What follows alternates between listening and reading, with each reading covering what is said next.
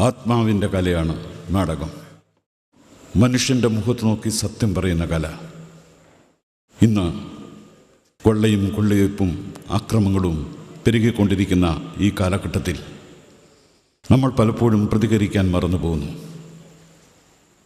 നിങ്ങളെവരുടെയും ആത്മാർത്ഥമായ സഹകരണം പ്രതീക്ഷിച്ചുകൊണ്ട് ഞങ്ങൾ ആരംഭിക്കട്ടെ. കൊച്ചിൻ സംഘമിത്ര അവതരിപ്പിക്കുന്നു ആയുധപന്തയം.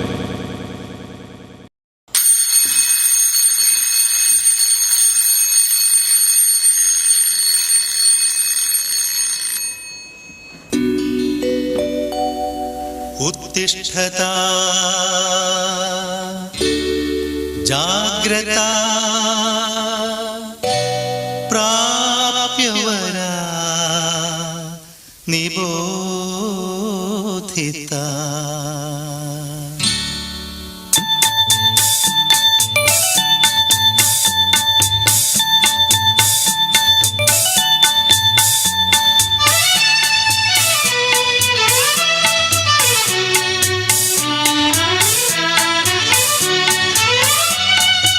ഉണർവിന്റെ ശംഖനാദം മുഴക്കൂ, ഉയിർപ്പിന്റെ ഗാന്ധീവം കുലയ്ക്കൂ, ഉഷസന്ധ്യാദീപം തെളിക്കൂ, നമ്മൾ ഉദയാർക്ക മന്ത്രം ജപിക്കൂ. കൊച്ചിൻ സംഘമിത്ര അവതരിപ്പിക്കുന്നു ആയുധപന്തയം. പന്തയം പന്തയം ആയുധപന്തയം.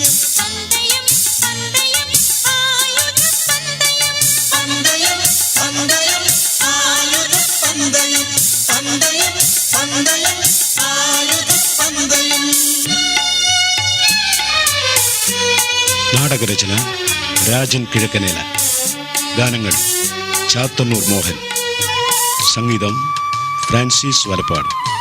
രംഗശില്പം ആർട്ടിസ്റ്റ് സുജാതൻ. സംവിധാനം സതീഷ് സംഘമിത്ര.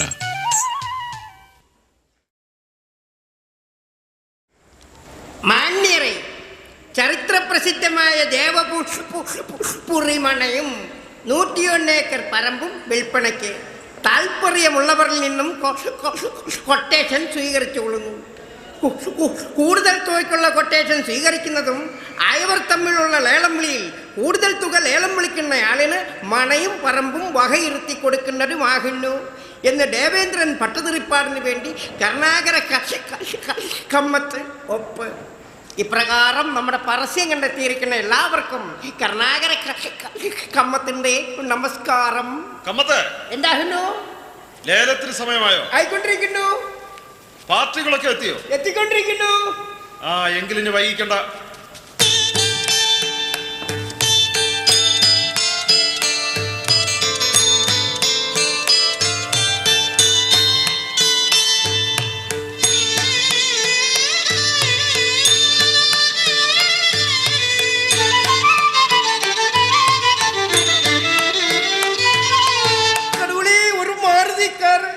മാരുതിയിൽ ഒരു മനോഹരി പെൺകുട്ടിയുടെ കൂടെ മറ്റൊരു പെൺകുട്ടി. കടവുളിയെ കമ്മത്തിന് ശരീരം കുളിർന്നുണ്ട്. കമ്മത്തെ, 50ഓളം ആപ്ലിക്കേഷൻ നമുക്ക് കിട്ടിയിട്ടുണ്ടെങ്കിലും നമ്മുടെ എസ്റ്റിമേറ്റിനും ലക്ഷ്യത്തിന് അടുത്ത് വരുന്നത് തീരെ ചുരുക്കം. വളരെ വിശദമായ പരിശോധനയ്ക്ക് ശേഷം 7 ആപ്ലിക്കേഷൻസ് ഞാൻ തിരഞ്ഞെടുത്തിട്ടുണ്ട്. അവരുടെ പേരുകൾ വിളിച്ച് ഹാളിലേക്ക് കയറ്റിയെടുത്തു. കമ്മത്തെ, 101 ഏക്കർ സമചതുരത്തിൽ അതിവിശാലമായ പറമ്പും അതിൽ സ്ഥിതി ചെയ്യുന്ന ചരിത്രപ്രസിദ്ധമായ മനയും, പറമ്പിൽ അങ്ങിങ്ങായി അഗസ്ത്യക്കോടതി പോലും ലഭ്യമല്ലാത്ത അപൂർവങ്ങൾ ഔഷധച്ചെടികൾ. ഇത് അപൂർവമായ ഒരു അസറ്റാണ്. ഇത് സ്വന്തമാക്കാൻ വേണ്ടി പുറത്ത് വന്നിരിക്കുന്നത് തമ്മിൽ അതിശക്തമായ മത്സരം തന്നെ നടന്നിരിക്കും. ആ കോമ്പറ്റീഷൻ നാം മാക്സിമം മുതലെടുക്കേണ്ടിയിരിക്കുന്നു. ലേലത്തിൽ ടോപ്പ് മത്സരത്തിൽ കോമ്പറ്റീഷൻ കംപ്ലീറ്റ് കെട്ടടങ്ങിയെന്ന് ബോധ്യം വന്നതിന് ശേഷം മാത്രമേ കമ്മത്ത് ലേലം സ്ഥിരപ്പെടുത്താവൂ. അണ്ടർസ്റ്റാൻഡ്? ഇക്കടക്കിടുന്ന് ലേലം പൊടിപൊടിക്കും. കമ്മത്തിന് കാശഞ്ചാരടിച്ചു പോരാ. Invite them to hall and start the quotation. Yes, sir. Quotation start. Quotation number 1. Muhammad കണ്ണ് കോഴിക്കോട്. മുഹമ്മദ് കണ്ണ് കോഴിക്കോട്. എത്തിയിട്ടില്ല. നമ്പർ 2.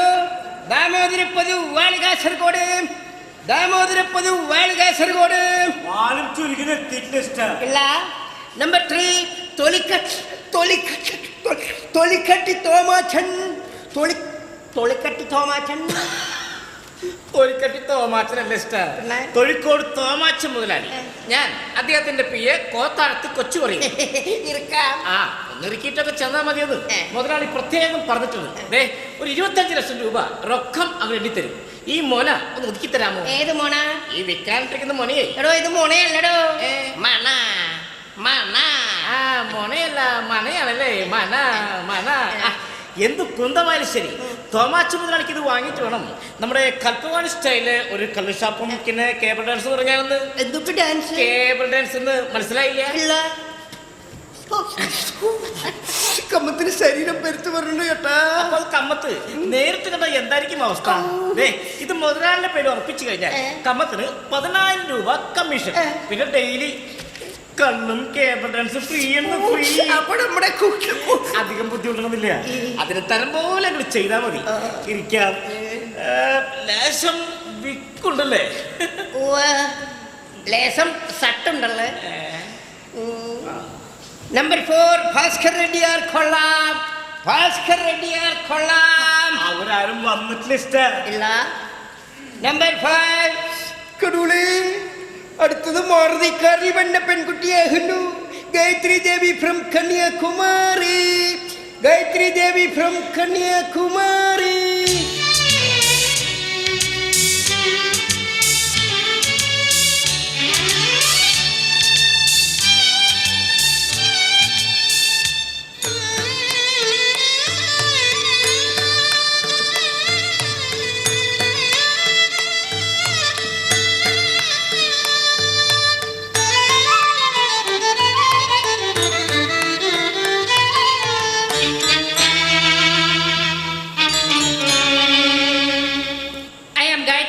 Kanyakumari.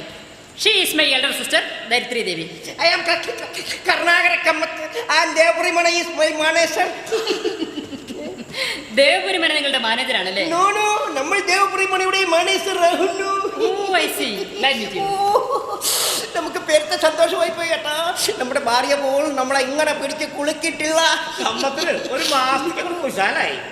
നമുക്ക് ഒരു മാസത്തേക്കല്ല, ഒരു വർഷത്തേക്ക് കുശലായി. തനിക്കെന്തൊട്ട് കാര്യം പണ്ടാർക്കിരിക്കണോ? You want to put in the seat, Amma. Number 6, Ram Manohar from Mumbai. Ram Manohar from Mumbai. അല്ല വിട്ടുപോയൊരു പേരിന്റെ അവകാശി മുഞ്ഞി വീർപ്പിച്ചോണ്ട് മുറ്റത്തിരിപ്പുണ്ട് കേട്ടോ.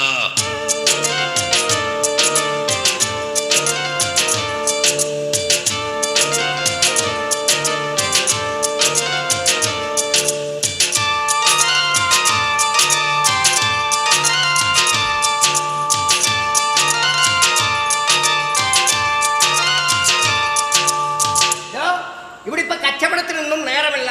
ഇവിടെ ലേലം വിളി തുടങ്ങാൻ പോകുന്നു. നമ്മളും അതിന് വന്നാണപ്പാ. എന്തേ നമ്മളെ കണ്ട് അനക്ക് പിടിച്ചില്ലേ? ഓ ഞമ്മന്റെ ഈ വേഷം റബ്ബില്ലാലമീനായ തമ്പുരാനെ, അതൊക്കെ നമ്മുടെ ഒരു ഹിക്കുമത്തല്ലേ. കാഴ്ചയിൽ നമ്മളൊരു പിച്ചക്കാരനാണെന്ന് തോന്നുന്നു. പക്ഷേ സുൽത്താനാണ്. സുൽത്താൻ ശൈത്താൻ അല്ലട ഹിമാറെ. സുൽത്താൻ കോഴിക്കോട് വെട്ടിപ്പിടിച്ച സുൽത്താൻ. ടിപ്പു സുൽത്താൻ. ആ ഏതാണ്ട് അതുപോലൊക്കെ തന്നെ. സ്വർണ്ണക്കച്ചവടം, ജൗളി കച്ചവടം, അത്തര കച്ചവടം. ബോംബെയിലും അബുദാബിയിലും പെരുത്ത് പേരുള്ള തലയെക്കെട്ടുള്ള തറവാട്ടുകാരാണ്. മുഹമ്മദ് കണ്ണു സുൽത്താൻ. ആ പേര് നമ്മൾ നേരത്തെ വിളിക്കലാകുന്നു. അപ്പോൾ നിങ്ങൾ എവിടെയായിരുന്നു? വിളിച്ച ഓ നമ്മളൊരു നിമിഷം ഒരു സീനറി കണ്ട് പുറത്തോട്ടൊന്ന് പോയി. എന്തോട്ട് സീനറി? ചമ്പുരാനെ കായ് പോയാലും വേണ്ടിയില്ല, ഈ വസ്തു ഞമ്മക്ക് വേണം. ബോംബെയിലും അബുദാബിയിലും കാണാത്ത ഒരുമാതിരി പെൺപിള്ളേരുണ്ട് ഇവിടെ. കറുത്തിട്ടാണേലും എന്റെ ചങ്ങാതി എന്താ ഒരു മൊഞ്ച്. എടോ അവർ കാട്ടുജാതിക്കാരാണ്. വേണ്ടാത്ത കാര്യത്തിന് അവരെ നോക്കിയാൽ കാട്ടുമൂപ്പന്റെ മുമ്പിൽ കൊണ്ടുപോയി ശരീരത്തിന്റെ വേണ്ട ഭാഗവും വേണ്ടാത്ത ഭാഗവും വെട്ടി നുറുക്കി ദേവിക്ക് കുറുതി കൊടുക്കുമല്ലോ. Number 7 Rajeev Varma from Tiruchendur. Rajeev Varma from Tiruchendur. അവരാരും വന്നിട്ടില്ല. ഇപ്പോൾ 3 പാർട്ടിക്കാരായി. ആരംഭിച്ചൂടെ? ആരംഭിക്കാം. അതിനു മുമ്പ് ഈ മനുഷ്യൻ ഇവിടെ നിന്ന് മാറ്റും. നമ്മളൊരു സാധുവാണ് കേട്ടാ. നമ്മളവരെ മുട്ടാണ്ട് വിടുന്നോളാം. നമുക്ക് മനസ്സിലായി. ഒരു പെൺകുട്ടി ഇറക്കുമ്പോ ഒരു പുരുഷൻ കൂട്ടത്തിൽ ഇറക്കുന്നത് ശരിയല്ല. ഇവിടെ ലേലത്തിൽ വന്നിരിക്കുന്ന ഒരു പുരുഷനും ആ പെൺകുട്ടിയെ തൊടാൻ പാടില്ലാത്തതാകുന്നു. ഇത്രയൊക്കെ സ്ഥിതിക്ക് ലേലം വിളി നമ്മൾ തന്നെ തുടങ്ങി വെക്കാം.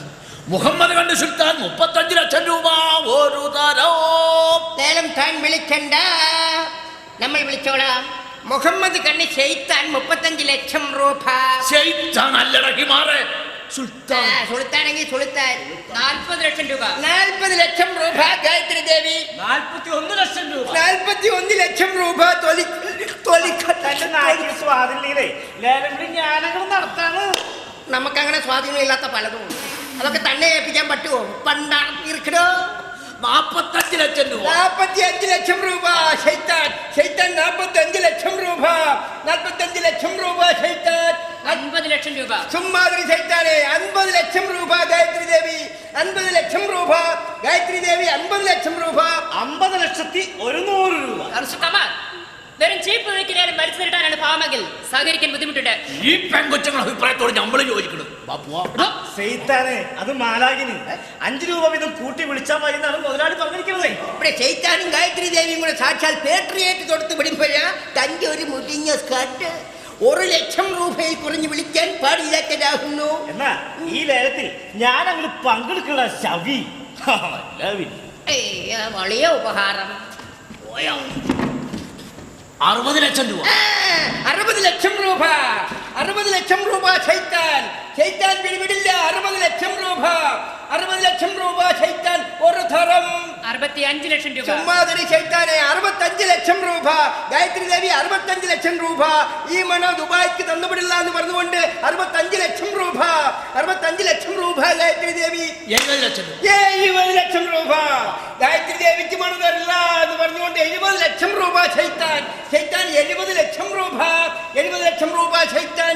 ഒരു തരം 75 ലക്ഷം രൂപ. സുമ്മാതിരി ഷെയ്ത്താനെ ഈ മണ തരില്ല. 75 ലക്ഷം രൂപ. 75 ലക്ഷം രൂപ ഗായത്രി ദേവി. ഗായത്രി ദേവി 75 ലക്ഷം രൂപയ്ക്ക് മുകളിലാകുന്നു. ഇപ്പൊ ഷെയ്ത്താൻ താഴെയാകുന്നു. 75 ലക്ഷം രൂപ. 80 ലക്ഷം രൂപ. 80 ലക്ഷം രൂപ. 80 ലക്ഷം രൂപയ്ക്ക് ഷെയ്ത്താൻ മുകളിലാകുന്നു. ഇപ്പൊ ഗായത്രി ദേവി താഴെയാകുന്നു. 80 ലക്ഷം രൂപ. 80 ലക്ഷം രൂപ. 80 ലക്ഷം രൂപ ഷെയ്ത്താൻ. ഒരു തരം 80 ലക്ഷം രൂപ ഷെയ്ത്താൻ. 1.5 തരം 85 ലക്ഷം രൂപ. ഷെയ്ത്താനെ പോയി 85 ലക്ഷം രൂപ. 85 ലക്ഷം രൂപയ്ക്ക് ഗായത്രി ദേവി വീണ്ടും മുകളിൽ വന്നിരിക്കുന്നു. ഇപ്പൊ ഷെയ്ത്താൻ താഴെയാകുന്നു. 85 ലക്ഷം രൂപ. 85 ലക്ഷം രൂപ. എന്താ പരിഗണന കേട്ട് വിളിക്കാനുണ്ടോ? ചമ്പുരാനെ, വിളിച്ചു വിളിച്ച് പെങ്കൊച്ചുങ്ങൾ നമ്മളെ കൂടി വിലക്കെടുക്കുന്ന തോന്നുന്നത്. വിരോധമല്ല കേട്ടോ. കാണാൻ മുഞ്ചുള്ള പെങ്കൊച്ചുങ്ങളുടെ മുമ്പിൽ തോറ്റു കൊടുക്കാൻ ഞമ്മക്ക് പെരുത്തിട്ടോ. നിങ്ങൾ വിളിച്ചോ, മുക്കി വിളിച്ചോ. നമ്മൾ പുറത്തു പോയി വല്ല സീനറി ഉണ്ടോ നോക്കട്ടെ. വരട്ടേടോ വിൽക്കാം. വിൽക്കാൻ തന്റെ ബാക്കി നമ്മൾ പിന്നെ പറയാം. നമ്മൾ 3 തരം വിളിച്ച് ലേലം സ്ഥിരപ്പെടുത്തിയിട്ടുള്ള 85 ലക്ഷം രൂപ ഗായത്രി ദേവി. ഒരു തരം 85 ലക്ഷം രൂപ ഗായത്രി ദേവി. 86 ലക്ഷം രൂപ. അങ്ങനെ അനധികൃതമായി കടന്നു വന്ന ആർക്ക് ലേലം വിളിക്കാൻ പറ്റില്ല. അനധികൃതമായിട്ടല്ല, ആധികാരികമായിട്ട് തന്നെയാണ് വന്നിരിക്കുന്നത്. നിങ്ങൾ ആരാണ്? രാജീവ് വർമ്മയ്ക്ക് ഈ ലേലത്തിൽ പങ്കെടുക്കാൻ അവകാശമുണ്ട്. രാജീവ് വർമ്മയ്ക്ക് ലേലത്തിൽ പങ്കെടുക്കാൻ അവകാശമുള്ളതാകുന്നു. ഇത് ആപ്ലിക്കേഷൻ വിളിച്ചോളൂ. 86 ലക്ഷം രൂപ. ഗായത്രി, എന്റെ ചേച്ചി, 85 ലക്ഷം രൂപയിൽ ഒരു പൈസ കൂട്ടി നമുക്ക് ഈ ലേലം കൊള്ളണ്ട. നമുക്ക് തിരിച്ചു പോകാൻ കുട്ടി. ഇല്ല ചേച്ചി, അങ്ങനെ ഒരു രാജീവ് വർമ്മയുടെ മുന്നിൽ തോറ്റു മടങ്ങി പോകാൻ ഗായത്രി തയ്യാറല്ല. എന്ത് വില കൊടുത്തും ഈ മനയും പറമ്പ് ഞാൻ സ്വന്തമാക്കിയിരിക്കും. ഗായത്രി ദേവി 90 ലക്ഷം രൂപ. ഗായത്രി ദേവി 90 ലക്ഷം രൂപ. 90 ലക്ഷം രൂപ. ആരെങ്കിലും കേട്ട് വിളിക്കാണ്ടോ ചോദിച്ചുകൊണ്ട് 90 ലക്ഷം രൂപ. 91 ലക്ഷം രൂപ. ഷെയ്ം, 5 ലക്ഷം വീതം കൂട്ടി വിളിക്കാൻ പോക്കില്ലാത്ത രാജീവ് വർമ്മ എനിക്കൊരു എതിരാളിയല്ല. 95 ലക്ഷം രൂപ. 95 ലക്ഷം രൂപ. 95 ലക്ഷം രൂപ. ഇനി വിളിക്കാണ്ടോ? എന്താ പറയുന്നത്? 95 ലക്ഷം രൂപ. എനിക്ക് 1 മിനിറ്റ് സാവകാശം വേണം. സാധ്യമല്ല. ഒരു സെക്കൻഡ് പോലും അനുവദിക്കാൻ പറ്റില്ല. കമാൽ, എത്രയും പെട്ടെന്ന് ലേലം സ്ഥിരപ്പെടുത്തുന്നതാണ് മര്യാദ. പ്ലീസ്, 1 മിനിറ്റ് അനുവദിക്കണം. ലേലം ഗായത്രി ദേവിയുടെ പേരിൽ സ്ഥിരപ്പെടുത്താൻ പോകുന്നു. 95 ലക്ഷം രൂപ ഗായത്രി ദേവി. ഒരു തരം 95 ലക്ഷം രൂപ ഗായത്രി ദേവി. 2 തരം 95 ലക്ഷം രൂപ ഗായത്രി ദേവി. 1 കോടി രൂപ.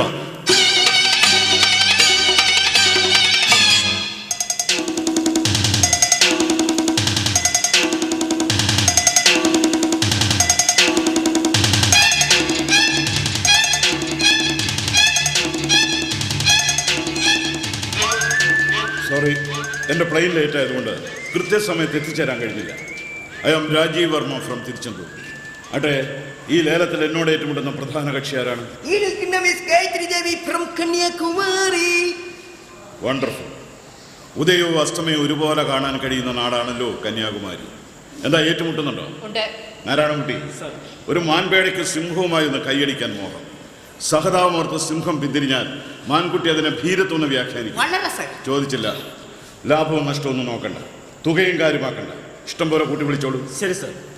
ഗായത്രി, എന്റെ ചേച്ചി ആവശ്യമില്ലാത്ത മത്സരത്തിനൊന്നും നിൽക്കണ്ട, നമുക്ക് പോയേക്കാം കുട്ടി. വന്നിരിക്കുന്ന സിംഹമൊന്നുമല്ല ചേച്ചി, കൂട്ടം തെറ്റിയത് വികൃതിക്കുരങ്ങനാ. ആ കുരങ്ങന്റെ വികൃതി 1 കോടിയിലെത്തി നിൽക്കുന്നു. എന്താ അതിനെ കടത്തിവെട്ടാൻ മാൻകുട്ടി മറ്റൊരു വികൃതി കാട്ടുന്നോ അതോ പിന്തിരിഞ്ഞോടുന്നോ? താങ്കളോട് സംസാരിക്കാൻ ഞാൻ ഇഷ്ടപ്പെടുന്നില്ല മിസ്റ്റർ കമാൽ. ഈ ലേലം എനിക്ക് വേണ്ടി 1 മണിക്കൂർ നേരത്തേക്ക് നിർത്തിവെക്കണം.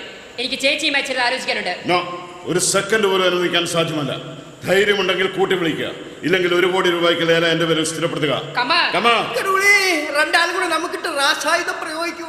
Excuse me, I am Devendran Bhattathiripad. ഈ മനയുടെ ഒരു അവകാശം. ഹലോ, യാതൊരു കാരണവും കൂടാതെ ലേലം ക്യാൻസൽ ചെയ്യാനും പോസ്റ്റ്പോൺ ചെയ്യാനും നിങ്ങൾക്ക് അധികാരമുണ്ടല്ലോ. ഈ ലേലം ഇന്നേക്ക് 10-ാം ദിവസത്തേക്ക് മാറ്റി വെച്ചിരിക്കുന്നു. ദൂര സ്ഥലങ്ങളിൽ നിന്ന് വന്നിട്ടുള്ള നിങ്ങൾക്ക് ഇനി ഒരു യാത്രയ്ക്ക് കൂടി ബുദ്ധിമുട്ടുണ്ടാകും എന്നറിയാം. വിരോധമില്ലെങ്കിൽ അടുത്ത ലേല ദിവസം വരെ നിങ്ങൾക്ക് എല്ലാവിധ സുഖ സൗകര്യങ്ങളും കൂടി ഈ മനയിൽ തന്നെ കഴിയാം. അതുവരെ ഞങ്ങൾ ഇവിടെ കഴിയാൻ തീരുമാനിച്ചു. സിംഹം പിന്തിരിഞ്ഞാൽ മാൻകുട്ടിയാലും ഭീരത്തൊന്ന് വ്യാഖ്യാനിക്കും. കറക്റ്റ്. അതുകൊണ്ട് ഞങ്ങൾ ഇവിടെ തന്നെ കഴിയാൻ തീരുമാനിച്ചു. കരുളേ, ഇന്നേക്ക് 10-ാം ദിവസം സിംഹക്കുട്ടിയും മാൻകുട്ടിയും തമ്മിൽ ഒരു മുട്ടങ്ങ് മുട്ടും. പന്തയം പന്തയം ആയുധ പന്തയം പന്തയം പന്തയം ആയുധ പന്തയം പന്തയം പന്തയം ആയുധ പന്തയം.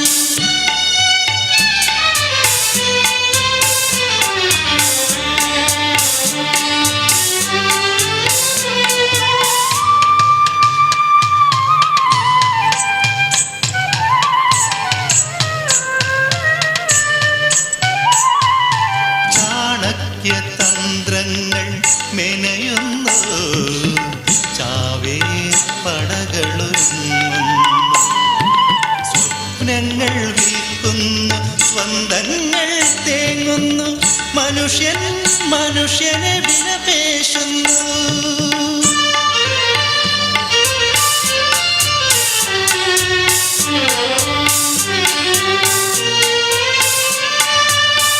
അമ്മേ ധരിത്രി ജനനി മനോഹരി സൂര്യഗായത്രികൾ നിന്നിലമ്മേ, നാദശാരീരമായി വേദശരീരയായി നാഗഭണത്താരി ചാർത്തുമമ്മേ.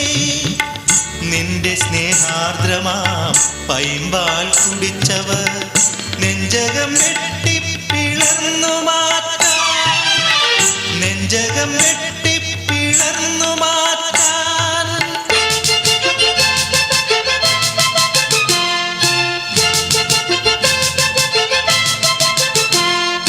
പന്തയം പന്തയം ആയുധ പന്തയം പന്തയം പന്തയം ആയുധ പന്തയം പന്തയം പന്തയം ആയുധ പന്തയം പന്തയം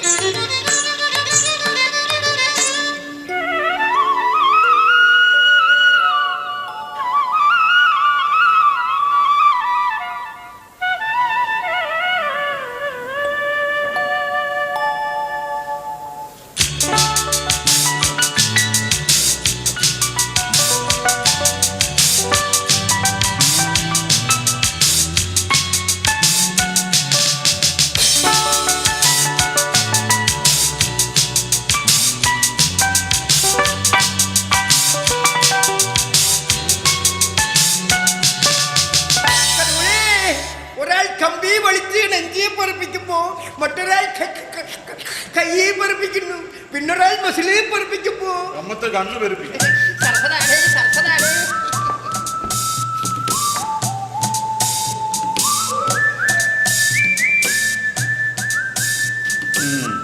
ഒരു വിധം തരക്കേടില്ല ഇല്ലടോ.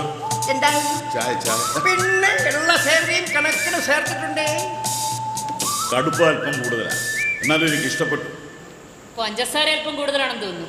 അല്ലടോ കമ്മത്തെ? നോണോ, കണക്കിനുള്ള പഞ്ചസാരയെ ചേർത്തിട്ടുള്ളൂ. അല്ല, അല്പം കൂടുതലാ. എനിക്ക് തീരെ ഇഷ്ടപ്പെട്ടില്ല. അപ്പൊ പഞ്ചാരയുടെ അസുഖം കാണും. ഡോ, ഗായത്രി ദേവി, എന്താ? നിങ്ങൾ തമ്മിൽ ഇതുവരെ പരിചയപ്പെട്ടില്ലേ? ഇല്ല. അതിന്റെ എന്റെ പദവിക്കും പാരമ്പര്യത്തിന് യോജിച്ചവരുമായിട്ട് ഞാൻ പരിചയപ്പെടാറുള്ളൂ. കമ്മത്ത് മാർത്താണ്ഡവർമ്മയെ പറ്റി കേട്ടിട്ടില്ലേ? പിന്നെ തിരുവിതാംകൂർ മഹാരാജാവ്. ഞാനും ചേച്ചിയും ആ രാജകുടുംബത്തിലെ അംഗങ്ങളാണ്. ഞങ്ങളുടെ സിരകളിലൂടെ ഓടുന്നത് മേധാവിത്വ ശക്തിയുള്ള സാക്ഷാൽ രാജരക്തമാണ്. അപ്പൊ ഗായത്രി ദേവി തമ്പ്രാട്ടി. അതെ, തമ്പുരാട്ടി എന്ന് വിളിക്കണമെന്ന് നിർബന്ധമില്ല. പക്ഷേ ആ ബോധത്തോടെയാവണം എല്ലാവരും പെരുമാറേണ്ടത്. വീരപാണ്ഡ്യ കട്ടപ്പൊമ്മൻ എന്ന് കേട്ടിട്ടുണ്ടോ? പിന്നെ തമിഴ്നാട്ടിലെ ട്രാൻസ്പോർട്ട് ബസ് എല്ലാം കട്ടപ്പൊമ്മന്റെ വകയില്ലേ?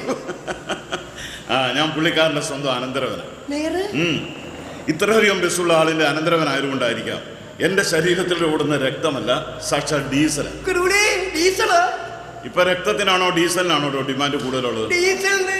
പിന്നെ ഈ രാജരക്തം എന്നൊക്കെ അവകാശപ്പെടുന്നവർക്ക് എന്താണ് ഒരു വില? അത് ശരിയാ. ഇപ്പൊ ഒരു ഡീസൽ പമ്പ് ഉള്ളവനാണ് ഏറ്റവും വലിയ ഡിമാൻഡ്. അക്കണക്കിന് സാറിന്റെ ശരീരത്തോടെ ഒഴുകുന്ന ഡീസലാണെങ്കിൽ എന്താ ഒരു ഡിമാൻഡ്. പരിഹസിക്കാൻ മിടുക്കൊണ്ടെന്ന് മനസ്സിലായി. പരിഹാസ്യാകാതിരിക്കാൻ ശ്രദ്ധിക്കുക.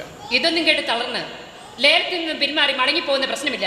വേണ്ട, ലേല ദിവസം വരെ നമുക്കൊന്ന് പരസ്പരം സഹകരിച്ച് ഒരു മിനിമം പരിപാടിയുടെ അടിസ്ഥാനത്തിൽ മുന്നോട്ട് പോകാം. ലേഖമത്തെ സഹകരിക്കുന്നതിൽ കുഴപ്പമില്ല. പിന്നെ നിങ്ങളുടെ ഈ മിനിമം പരിപാടി ദോഷം ചെയ്യും. എവള് യാരപ്പ സ്ത്രീയാ പുരുഷനാ?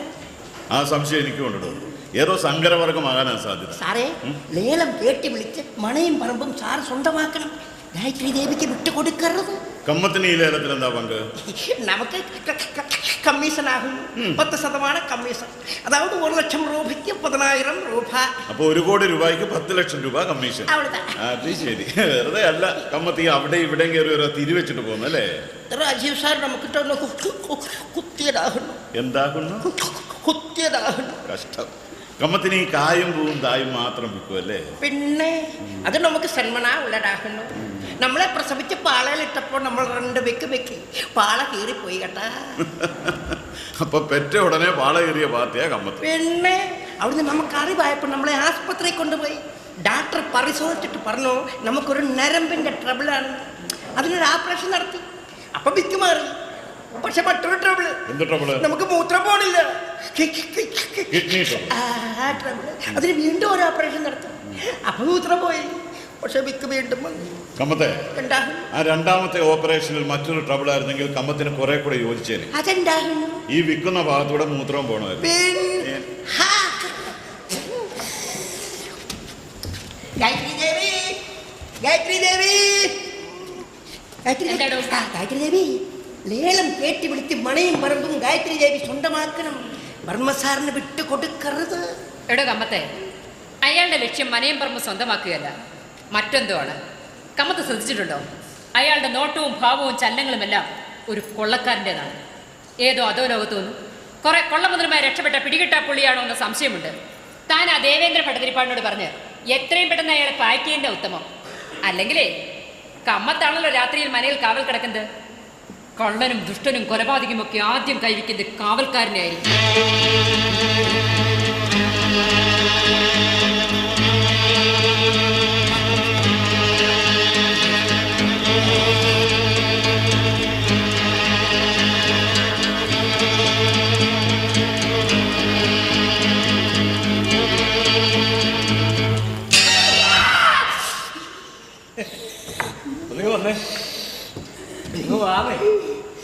ഒരാൾത്തരി പോലും കൂട്ടിനില്ലാതെ 2 ചെറുപ്പക്കാരി പെൺപിള്ളേർ കോടിക്കണക്കിന് രൂപയുമായി ഇറങ്ങി തിരിച്ചിരിക്കുന്നു. ഇതിൽ തന്നെ എന്തോ ഒരു പന്തികേടില്ലേ? ഇനി മൂത്തവളെ ശ്രദ്ധിച്ചിട്ടുണ്ടോ? അധികം പുറത്തിറങ്ങാറില്ല, ആരോടും സംസാരിക്കാറില്ല. ഒരു മുഴുത്ത കള്ളിയുടെ ലക്ഷണം ശരിയല്ലേ? ഇനി ഇളവളെ ശ്രദ്ധിച്ചിട്ടുണ്ടോ? നമ്മളെപ്പോലെ 5 പുരുഷന്മാരുടെ തൻ്റെ ഇടവും ധിക്കാരവും. എൻ്റെ കമ്മത്തേട്ടോ, ഇതെവിടെ നിന്നോ ശരിക്കും പയറ്റി തെളിഞ്ഞു വന്ന മറ്റേ പാർട്ടിയാണ്. ഏതോ കോടീശ്വരനെ വശീകരിച്ച് കൊലപ്പെടുത്തി ഉണ്ടാക്കിയ കാശ. എത്രയും പെട്ടെന്ന് ഇവറ്റകൾ അവിടുന്ന് പറഞ്ഞു വിട്ടില്ലെങ്കിൽ നമ്മളൊക്കെ നാറുവേ. എന്ത് പറയുന്നു? നമ്മൾ ഈ 2 വിവരവും പട്ടയോട് പറയാം. പ്രശ്നം അദ്ദേഹം തന്നെ കൈകാര്യം ചെയ്യട്ടെ. നാരായണകുട്ടിയെ, ഈ രാജീവ് വർമ്മ അഥവാ ഒറിജിനൽ കൊള്ളക്കാരനാണെങ്കിൽ നിങ്ങൾ രാത്രി മനയിലേക്ക് വരുമ്പോ നമ്മുടെ നേർക്ക് സോക്കൊന്ന് സൂണ്ടിയാ മതി. നമ്മൾ പൊക്കിത്തറാം. നമ്മളെ കൊല്ലലെന്ന് പറയണം കേട്ടോ. നാരായണകുട്ടിയെ, ഇനി കണ്ടടേ.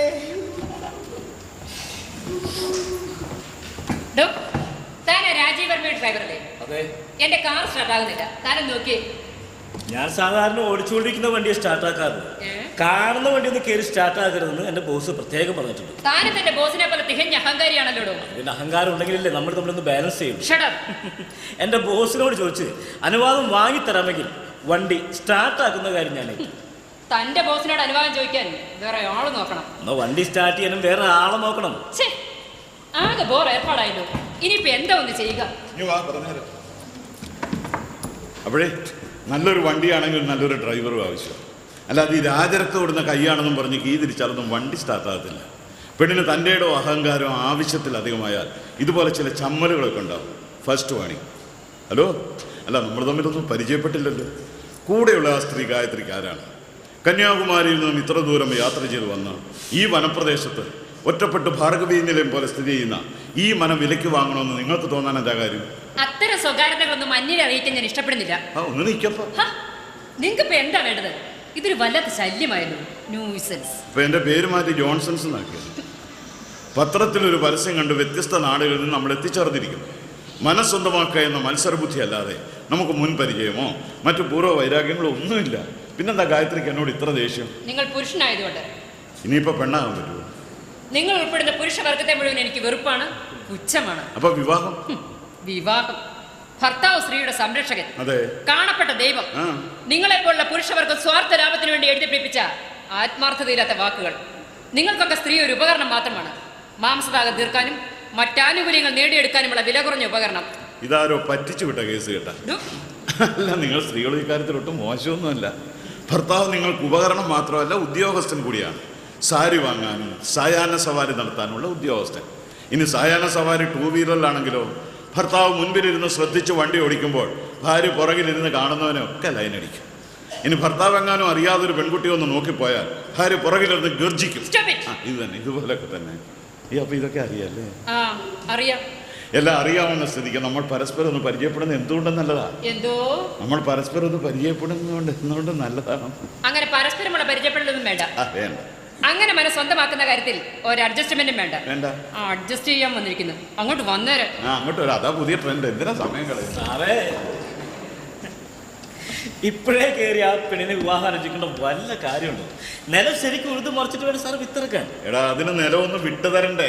ചിലരെങ്ങനെയാ, പാട്ടത്തിന് വിട്ടു തരില്ല. വില എഴുതിയാലേ കാര്യം നടക്കും. നിനക്കിപ്പോ എന്താ വേണ്ടേ? അല്ല സാറ് എന്നെ വിളിച്ചോണ്ട് എന്ത് കളിയെ കളിക്കുന്നു? എന്താണ്? ഡീസൽ അടിക്കാൻ പോലും പൈസ ഇല്ലെന്ന്.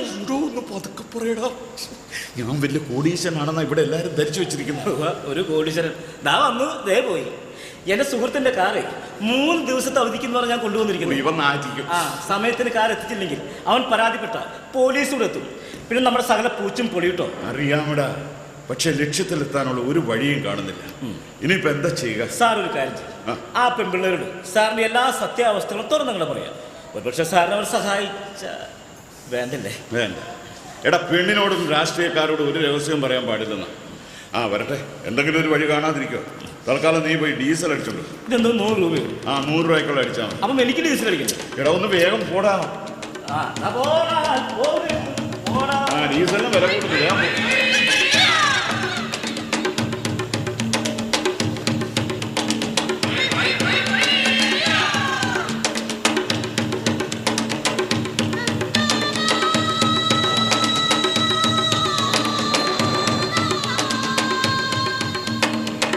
ചുറ്റിനും കാഴ്ച കാടിൻ്റെ സംഗീതവും കാട്ടുവാസികളുടെ പാട്ടും വാദ്യമേളങ്ങളും മനയിലെങ്ങും നിറഞ്ഞു നിൽക്കുന്ന സൗന്ദര്യമുള്ള ശാന്തത. വളരെ ചുരുങ്ങിയ സമയമേ ഇവിടെ കഴിഞ്ഞുള്ളൂവെങ്കിലും എനിക്ക് ഈ മനയോട് വല്ലാത്തൊരു ആത്മബന്ധം തോന്നുന്നു. എനിക്കും ഇവിടെ വിട്ടു പോകാൻ തീരെ മനസ്സ് വരുന്നില്ല ചേച്ചി. ആരുടെയും ഭീഷണിയില്ലാതെ നമുക്കിരുവർക്ക് സ്വസ്ഥമായി കഴിയാൻ ഇത്രയും സുരക്ഷിതമായ ഒരിടം മറ്റെങ്ങും കിട്ടില്ല. നമുക്കിത് സ്വന്തമായി കിട്ടുമോ? എന്ത് ത്യാഗം സഹിച്ചും നമുക്കിത് സ്വന്തമാക്കണം. ഗായത്രി, എന്റെ ചേച്ചി, നമുക്ക് ആ രാജീവ് വർമ്മയോട് നമ്മുടെ എല്ലാ സത്യാവസ്ഥകളും അങ്ങ് തുറന്നു പറഞ്ഞാലോ? നമ്മോട് സാധാപം തോന്നി അയാൾ ലേലത്തിൽ നിന്നും പിന്മാറില്ലേ? വേണ്ട ചേച്ചി, അയാളും പുരുഷനാണ്, വഞ്ചിക്കാനും മുതലെടുക്കാനും ശ്രമിക്കും. ഹേയ്, കേട്ടെടുത്തോളം അയാൾ വലിയ കോടീശ്വരനാ. ഏറിയാൽ 1.5 കോടിയിൽ അപ്പുറമൊന്നും ആ രാജീവ് വർമ്മയുടെ കയ്യിലുണ്ടാവില്ല. അതിൽ കൂട്ടി ലേലം വിളിക്കാൻ മറ്റാരും തയ്യാറാവുകയുമില്ല. ചേച്ചി ധൈര്യമായിരിക്കും. ഒടുവിൽ മനയും പറമ്പും നമുക്ക് തന്നെ സ്വന്തമായിരിക്കും. ചേച്ചി വാ.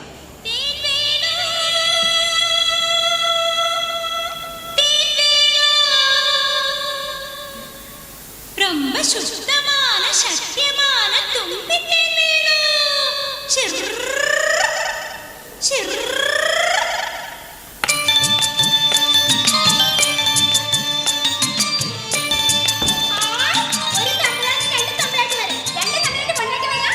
അതെ, രണ്ടും എന്റെ പൊണ്ടാട്ടിമാരാ. ഓ, എന്റെ പൊന്നു വെച്ചാ നീ വഴക്കുണ്ടാക്കിച്ചിട്ട് അടങ്ങുള്ളൂ. ഗായത്രി, എന്താ ചേച്ചി? ഒരു കുട്ടി തേൻ വാങ്ങിക്കോളൂ കുട്ടി. തേനിൽ മായം മരുന്നുണ്ടോടി? മായം മന്ത്രം ഒന്നുമില്ല തമ്പുരാട്ടി. നല്ല ശുദ്ധമായ തേന. എല്ലാ മരത്തും മേലിരിക്കുന്ന തേനീച്ച കുട്ടി അമ്പ ഇത് കൊള്ളിക്കും. എന്നിട്ട് 100 വയസ്സ് സുരാന്ന് തേൻ വന്ന് കൊടുത്തുമ്പോ വേവും. ഞാൻ നോക്ക് തമ്പുരാട്ടി. പുതിയ ഫുഡ് ഇൻസ്പെക്ടറാ, കൊടുക്ക് ടെസ്റ്റ് ചെയ്യട്ടെ. നോക്ക് തമ്പുരാട്ടി. നല്ല ശുരിശുറാന്ന് വരുന്നത് എന്നാ കുടിച്ചോ.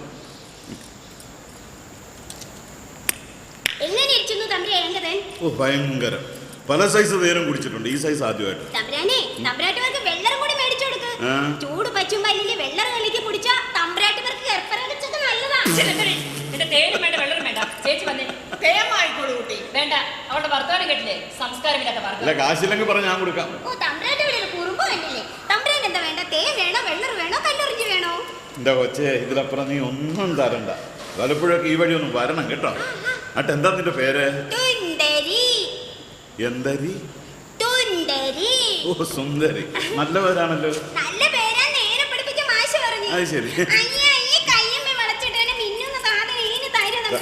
തരാം. ആട്ടെ, തുന്തരി ഏത് ക്ലാസ്സിലാ പഠിക്കുന്നേ? 1ാം താച്ചറുടെ ക്ലാസ്സില്. എവിടെ എവിടെ? 1ാം താച്ചറുടെ ക്ലാസ്സില്.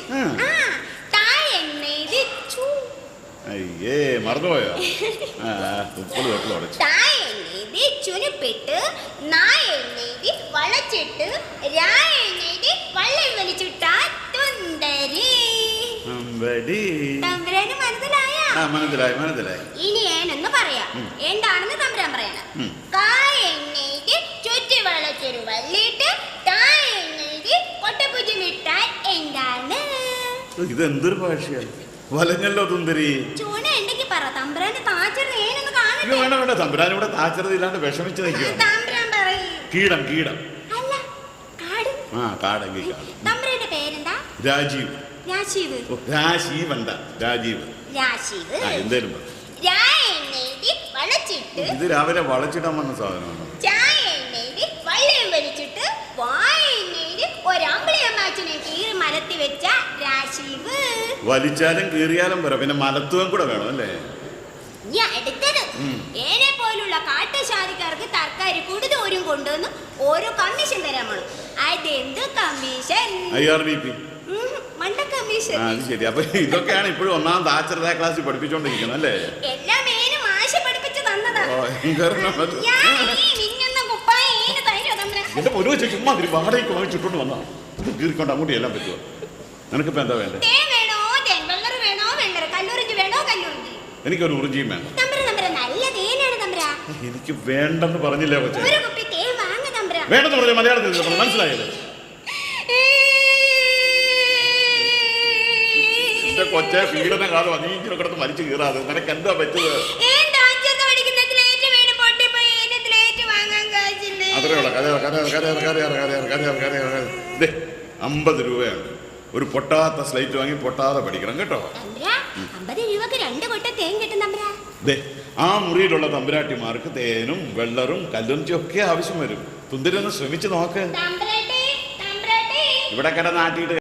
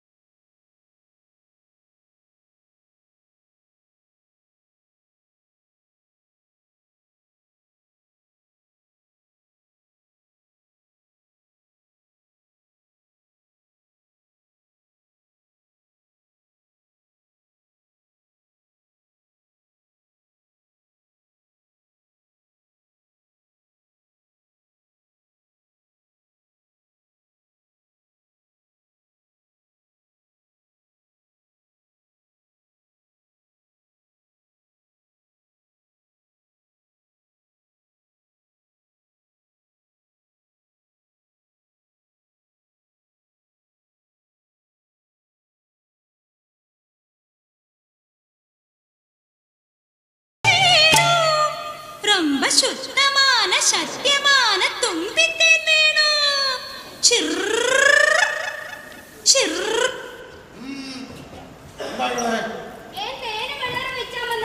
ആദിവാസികൾക്ക് മനയിൽ പ്രവേശനമുണ്ടെന്ന് അറിഞ്ഞുകൂടെ? അതിനെ മനയിൽ പ്രവേശിച്ചില്ലല്ലോ. തർക്കത്തരം പറയുന്നു ധിക്കാരി. കണക്ക് പുറത്താ. ഇല്ല, വിട്ടിട്ടേ പോകുന്നുള്ളൂ. കമ്മത്തെ തേൻ കുടിക്കുന്നു. താൻ കരുതാ പോലെ നോക്കി നിൽക്കാതെ ഇവിടെ പിടിച്ച് പുറത്താക്കണോ?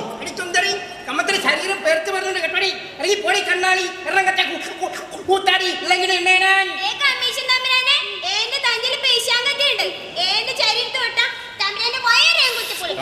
നമുക്ക് ഭയമുണ്ട് സാർ. നമ്മുടെ അടിവാരം കുത്തിപ്പൊടുന്നോണ്ട് വീട്ടിലോട്ട് ചെന്നാൽ നമ്മുടെ ഭാര്യ റുക്കുമണി നമ്മളെ വഴക്ക് പറയും. നമുക്കത് പറ്റില്ല സാർ.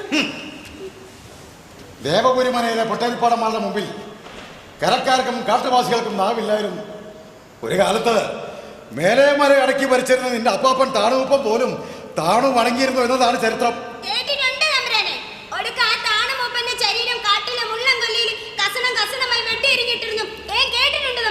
ഒട്ടേരിപ്പാടന്മാരുടെ കൊല്ലിന്റെയും കൊലയുടെയും ചരിത്രം കേട്ട് അറിഞ്ഞിട്ടും നമ്മുടെ മുന്നിൽ വന്ന് ധിക്കാരം കേട്ടുള്ള ധൈര്യം നിനക്ക് കൊടുത്തുണ്ടായി.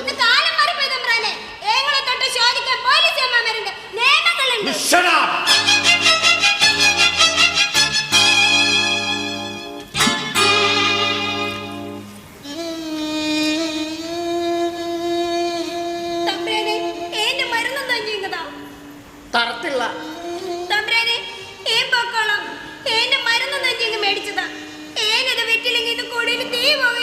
അറിയാമടേ, പക്ഷേ ഇതൊരിക്കൽ നിന്റെ കൈ തന്നയക്കില്ല. നീ ഒരു പെണ്ണായി പോയതുകൊണ്ട് നിന്നെ ഞാൻ ശിക്ഷിക്കുന്നുമില്ല. നീ കുടി ചെന്ന് നിന്റെ അപ്പനെ ദേവേന്ദ്ര പട്ടേൽപ്പാട് വിളിക്കുന്നു പറയും. അവൻ വരും, ബന്ധേ തീരൂ. നീ കാട്ടിയ ധിക്കാരത്തിന്റെ ശിക്ഷ ഏറ്റുവാങ്ങി പിടം മുളുമ്പോ സഞ്ജ അവനെ ഏൽപ്പിക്കാം. വെച്ചോ.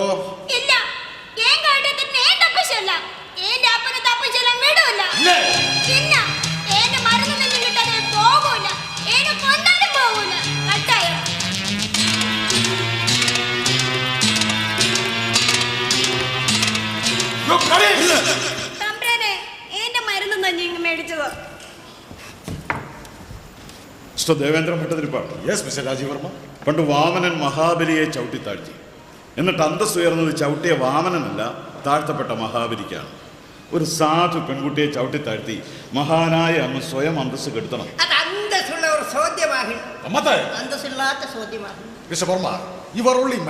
അറിയാം സർ. ആ സ്ഥിതിക്ക് നിങ്ങൾക്ക് എന്റെ വ്യക്തി താല്പര്യത്തിൽ കൈകടത്താനുള്ള യോഗ്യത. ഞാനും ഒരു കോടീശ്വരൻ എന്ന് തന്നെ. നിങ്ങൾക്ക് ഏറിയാൽ 1-2 കോടിയുടെ ആസ്തി ഉണ്ടാകും. ഇനിയും കോടികൾ എത്രയും തിട്ടപ്പെടുത്തിയിട്ടില്ലാത്ത ആസ്തി കുടമയാ ഈ ദേവേന്ദ്ര ഭട്ടതിരിപ്പാട്. കോടികൾ എത്രയൊന്നും തിട്ടപ്പെടുത്തിയിട്ടില്ലാത്ത ഭട്ടതിരിപ്പാട് കൊറ്റിന് വകയില്ലാത്ത ഒരു സാധു പെൺകുട്ടിയുടെ ഉപജീവന മാർഗം പിടിച്ചു വയ്ക്കുന്നത് പിച്ചച്ചട്ടിയിൽ കൈയിട്ട് വാരുന്നതിന് തുല്യമാണ് sir. Please be calm and quiet. ഇത് സ്നേഹപൂർണ്ണമായ ഒരു നിർദ്ദേശം മാത്രം. ആ കുട്ടിയുടെ വക ഞാൻ കൊടുത്തേക്കൂ. അമ്മത്തെ അതാവും കൊടുക്കണോ?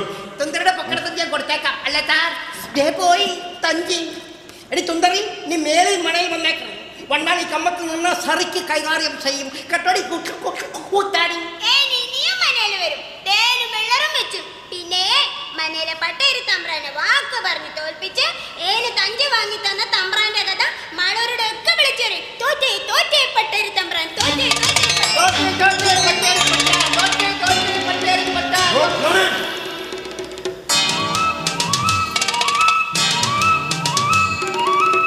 ഇപ്പൊ മനസ്സിലായോ? ഒരു കാട്ടുജാതിക്കാരി പെണ്ണിനെ കൊണ്ട് ഭട്ടതിരിപ്പാടിനെ ക്രൂരമായി ഇൻസൾട്ട് ചെയ്യിച്ചിരിക്കുന്നു. താങ്കൾ ഉദ്ദേശിക്കുന്ന പോലെ രാജീവ് വർമ്മ ഒരു മാന്യനോ കോടീശ്വരനോ അല്ല. കറക്റ്റ്. ഗായത്രി പറഞ്ഞാണ് ശരി. വർമ്മയുടെ ലക്ഷ്യം മനയും പറമ്പും വിലക്ക് വാങ്ങിയല്ല, മറ്റെന്തോ ആണ്. അതിനുള്ള സാധ്യതയും തള്ളിക്കളയാനാവില്ല. ഏതായാലും ഇനി ഒരു നിമിഷം പോലും അയാൾ ഇവിടെ താമസിപ്പിക്കാൻ ഉദ്ദേശിക്കുന്നില്ല. ഇനി മറ്റൊരു ലേലം വിളി ഒഴിവാക്കണം ഉദ്ദേശിക്കുന്നു. കമ്മീഷൻ ഒരു ആദിവാസി പെണ്ണിനെ തള്ളിയിറക്കാൻ കഴിവില്ലാത്ത വീട്ടിൽ മാനേജരാണത്രേ. പോടോ എന്റെ മുന്നേന്ന് കഴുത. എനിക്കിനി അമേരിക്കയിലേക്ക് മടങ്ങി പോവാൻ ഏതാനും ദിവസങ്ങളെ അവശേഷിക്കുന്നു. അവിടെ എൻ്റെ ഭാര്യയും കുഞ്ഞുങ്ങളും എന്നെയും കാത്ത് ആകാംക്ഷയോടെ ഇരിപ്പുണ്ടാവും. ഗായത്രി ദേവി, മറ്റൊരു മത്സരം കൂടാതെ തന്നെ 1 കോടി രൂപയ്ക്ക് ഈ മനയും പറമ്പും ഗായത്രിക്ക് നൽകാൻ ഞാൻ തീരുമാനിച്ചു. പണം ഇന്ന് തന്നാൽ നാളെ രജിസ്ട്രേഷൻ. ഓക്കെ, ഞാൻ ഇപ്പോൾ തന്നെ തന്നേക്കാം. മനയും പറമ്പും ഗായത്രിക്ക് നടക്കാൻ നിശ്ചയിച്ചു കഴിഞ്ഞു അല്ലേ? അതെ. ദേവപുരിമനയിലെ ദേവേന്ദ്രൻ ഭട്ടതിരിപ്പാട് രാഷ്ട്രീയക്കാരെ പോലെ വാക്കുമാറുന്നത് ശരിയല്ല. മന വിലക്ക് വാങ്ങാൻ വന്ന രാജീവ് വർമ്മ ഒരു രാഷ്ട്രീയക്കാരനെ റോൾ എടുത്തതും ശരിയായില്ല. ആ ആദിവാസി പെണ്ണിന്റെ പ്രശ്നവും ലേലവും തമ്മിൽ ബന്ധപ്പെടുത്തുന്ന മര്യാദ എല്ലാം ഇഷ്ടപ്പെട്ടതിരിപ്പാട്. രാജീവ്, കൊല്ലിനും കൊലയ്ക്കും കേൾവി കേട്ട ദേവപുരി മനയിൽ അവസാനത്തെ സന്തതിയാ ഈ ദേവതൻ പൊട്ടേരിപ്പാട്. ഒരു ആദിവാസി പെണ്ണിനെ കൊണ്ട് ബോധപൂർവ്വം എന്നെ തേജവഞ്ചിച്ച തന്നോട് ആ പാരമ്പര്യം നിലനിർത്താൻ ഇന്ന് അമേരിക്കൻ പൗരത്വം സ്വീകരിച്ചു കഴിഞ്ഞാൽ എനിക്ക് ഒരല്പം ബുദ്ധിമുട്ടുണ്ട്. അതുകൊണ്ട് തന്നെ ഞാൻ നിരുപാധികം വിഷയിക്കുന്നു. You must get out.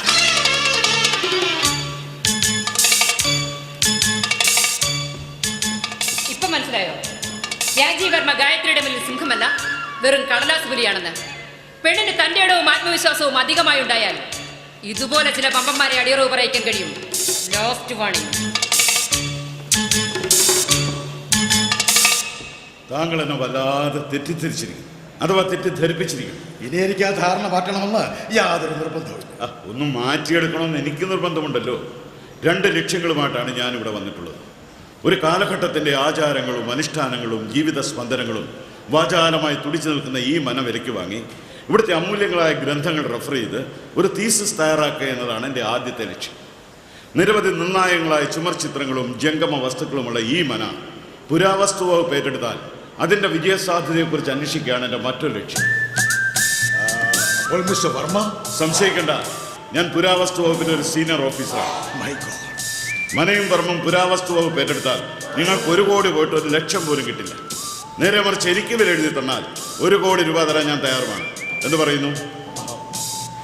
മനയും പറമ്പ് എനിക്ക് വിട്ടുതരുന്നോ അതോ അമേരിക്കൻ പൗരത്വം സ്വീകരിച്ചു കഴിഞ്ഞ മിസ്റ്റർ ഭട്ടതിരിപ്പാട് ഇന്ത്യൻ പുരാവസ്തു വകുപ്പായിട്ടൊരു നിയമയുദ്ധം തുടങ്ങുന്നോ? പെട്ടെന്ന് മറുപടി പറയണം, എൻ്റെ സമയം വിലപ്പെട്ടതാണ്.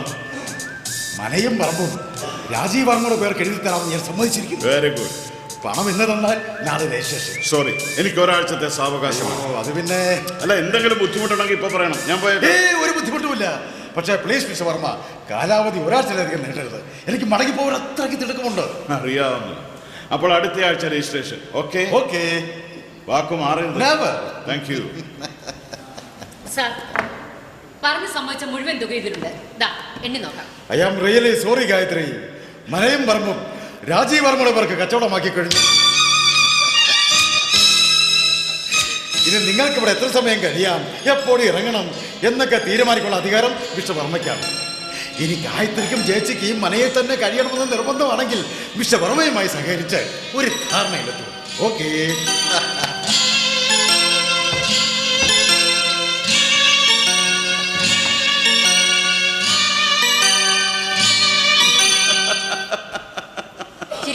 എന്നാ കരഞ്ഞോണ്ട് നിൽക്കാം. പണ്ടൊരു കാട്ടിൽ ആനയെ വീഴിക്കാൻ വേണ്ടി വാരിക്കുഴി കുഴിച്ച കഥയോർത്ത് ചിരിച്ചു പോയതാ. ഒടുവിൽ ആന അതിൽ വീണതുമില്ല, മഴക്കാലത്ത് കാട്ടിൽ തന്നെ അതിൽ വീണ് കരകയറാനാവാത്ത അവസ്ഥയിലുമായി. ശബ്ദമുയർത്തണ്ട. മിസ് ഗായത്രി എന്ന് പറയുന്നു, എന്നോട് സഹകരിച്ച ഒരു ധാരണയിലെത്താൻ തയ്യാറാണോ? യെസ് മിസ് ഗായത്രി, ഈ ജീവിത പന്തയത്തിൽ എന്റെ ആയുധം ചാണക്യതന്ത്രമാണ്. എന്റെ ആയുധം പണവും. പണമുള്ള പെണ്ണിന് പുരുഷനുമായ ധാരണയുടെ ആവശ്യമില്ല, പുരുഷന്റെ ഔദാര്യവും ആവശ്യമില്ല. ഞങ്ങൾ ഇവിടെ വിട്ടു പോകാൻ തീരുമാനിച്ചു കഴിഞ്ഞു. Good bye. Good bye. നിൽക്കുക. നമ്മൾ മനസ്സിലാക്കിയെടുത്തോളം നിങ്ങൾ 2 പേരുടെയും കയ്യിൽ ഓരോ ആയുധം ഇറപ്പുണ്ട്. ഈ ആയുധങ്ങൾ പരസ്പരം കൂട്ടിമുട്ടിച്ച് മാറ്റുറച്ചു നോക്കിയില്ലെങ്കിൽ പിന്നെന്താ ഒരു രസം? അത് ശരി. അപ്പൊ കമ്മത്തിന് ഞങ്ങളെ കൂട്ടിമുട്ടിച്ച് അടങ്ങും. പിന്നെ ബ്രഹ്മസാറിന് സങ്കൂട്ടമുണ്ടെങ്കിൽ ലേലത്തെ മത്സരിച്ച് മനയും പറമ്പും സ്വന്തമാക്കണം. ഗായത്രി ദേവിക്ക് സങ്കൂട്ടമുണ്ടെങ്കിൽ ബ്രഹ്മസാറിനായി ലേലത്തിൽ മത്സരിച്ച് മനയും പറമ്പും സ്വന്തമാക്കണം. എന്താ 2 പേർക്കും ഉണ്ടോ സങ്കൂട്ടം? ഉണ്ടല്ലോ. അപ്പൊ കമ്മത്തിന് ഞങ്ങളുടെ സങ്കൂറ്റത്തിന്റെ വലുപ്പമാണ് കാണേണ്ടത് അല്ലേ? പിന്നെ നിങ്ങളുടെ സങ്കൂട്ടത്തിന്റെ വലുപ്പം അനുസരിച്ചായിരിക്കും നമ്മുടെ കമ്മീഷന്റെ കേട്ടം. ലേലം വിളിച്ച് മത്സരിക്കാൻ ഞാൻ എപ്പോഴും തയ്യാറാണ്. തന്റെ രാജീവ് വർമ്മയ്ക്ക് എന്ത് ധൈര്യമുണ്ടോ ചോദിക്കണോ? സാറേ, നമ്മളൊക്കെ പുരുഷന്മാരാണ്. ഒരു പെണ്ണിന്റെ വണ്ടുവിളി കേട്ടേ? പെണ്ണിന്റെ വണ്ടുവിളി കേട്ടേ? വെണ്ടുവിളി കേട്ടേ? എടോ വെല്ലുവിളി. എന്തെങ്കിലും ഒരു വിളി കേട്ടേ? നമ്മൾ ഭയപ്പെടാൻ പാടില്ല. എടോ, തനിക്ക് പുരുഷന്റെ അഭിമാനം അല്ല കമ്മീഷന്റെ വലുപ്പമാണ് നോട്ടം. ഏതായാലും ഒരഹങ്കാരി പെണ്ണിന്റെ ആഗ്രഹമല്ലേ നിരാശപ്പെടുത്തി പറഞ്ഞയക്കുന്നത് ശരിയല്ല. നിശ്ചയിച്ച ദിവസം ലേലം വിളിച്ച് മത്സരിക്കാൻ ഞാൻ തയ്യാറാണെന്ന് ഭട്ടതിരിപ്പാടിനെ അറിയിച്ചേക്കൂ. വാക്ക്. ഓക്കേ.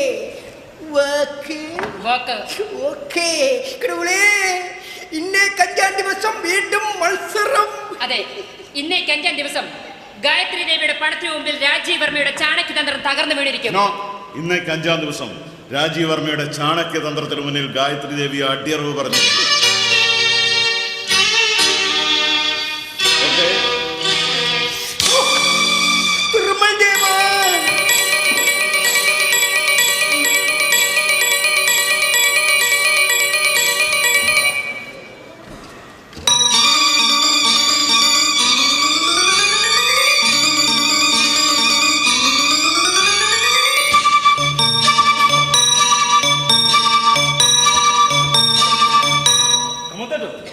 എന്തൊരു വേവലാതി. എടോ, ഇന്ന് ലേലം നിശ്ചയിച്ചിരിക്കുന്ന ദിവസമാകുന്നു.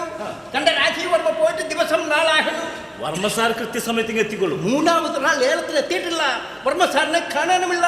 അക്കണക്കിന് മണയും പറമ്പും ഗായത്രി ദേവിക്ക് സ്വന്തമാവുമെന്ന് ഉറപ്പ്. അപ്പോൾ നമ്മുടെ കമ്മീഷൻ കുറയുവേ. കമ്മത്തേണ്ട ഈ കമ്മീഷൻ എന്ന് ഒറ്റ ചിന്തയുള്ളൂ.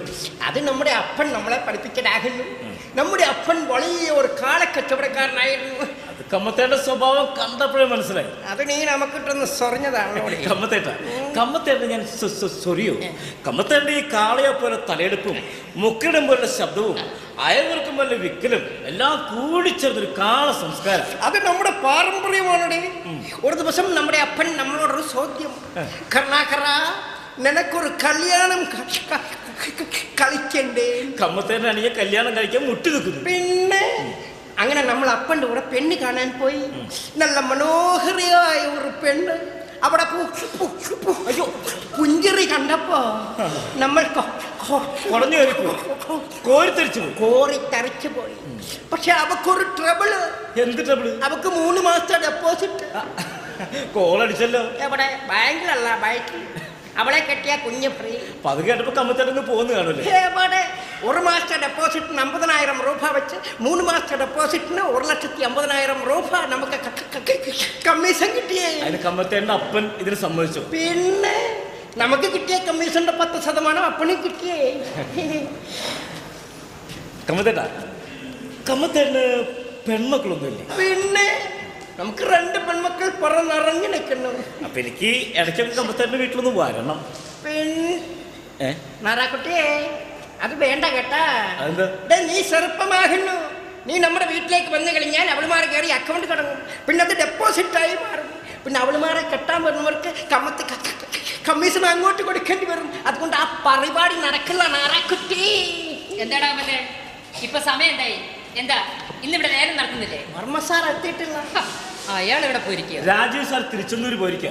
100 ഏക്കർ റബ്ബർ എസ്റ്റേറ്റ് ഇട്ടിട്ട് കാശായിട്ട് വെച്ചു. അങ്ങനെ മറ്റുള്ളവരുടെ സൗകര്യം നോക്കി കാത്തു കിടക്കാനൊന്നും എന്നെ കിട്ടില്ല. ഒരല്പം കൂടി കാത്തിരുന്നു കൂടെ. ഞാൻ ടൗൺ വരെ പോവുക. തിരിച്ചു വരുമ്പോഴേക്കും അയാൾ എത്തിയിട്ടില്ലെങ്കിൽ ആ നിമിഷം മന എന്റെ പേരിൽ സ്ഥിരപ്പെടുത്തിയിരിക്കണം. ഭട്ടതിരിപ്പാടിനോട് പറഞ്ഞേക്ക്.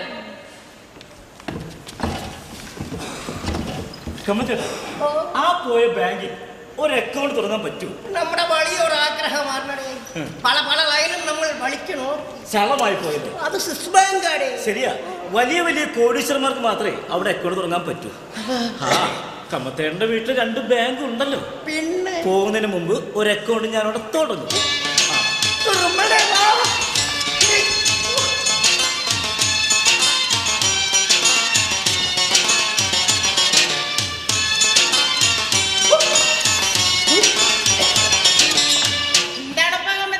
നമ്മളെ കണ്ടപ്പോ ശീലയെ തീ പിടിച്ച ശൈലിക്ക് ഓടുന്നത്.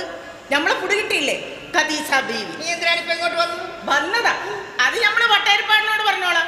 നിങ്ങൾ ചെന്ന് പറയും പയ്യ കശാപ്പുകാരൻ ഷൗക്കത്താലിയുടെ മോള് ഖദീജ ബീവി മോഹം കാണിക്കാൻ വന്നിട്ടുണ്ടെന്ന് ചെന്ന് പറയുന്നു. പറയാനുള്ളത് നമ്മളോട് പറഞ്ഞാ മതി. പട്ടേ കാണാൻ പറ്റില്ല. കട്ടായം അമ്മത്തെ നിങ്ങളുടെ അപ്പന് കളക്കച്ചവടായിരുന്നെങ്കിൽ നമ്മുടെ പാപ്പാക്ക് കള വെട്ടായിരുന്നെന്ന് ഓർത്തോളി. വെറുക്കനെ ബാലി പൊക്കണ്ട, അരിഞ്ഞുകളെ നമ്മള് ഉണ്ടാണ്ട് നിക്കപ്പ.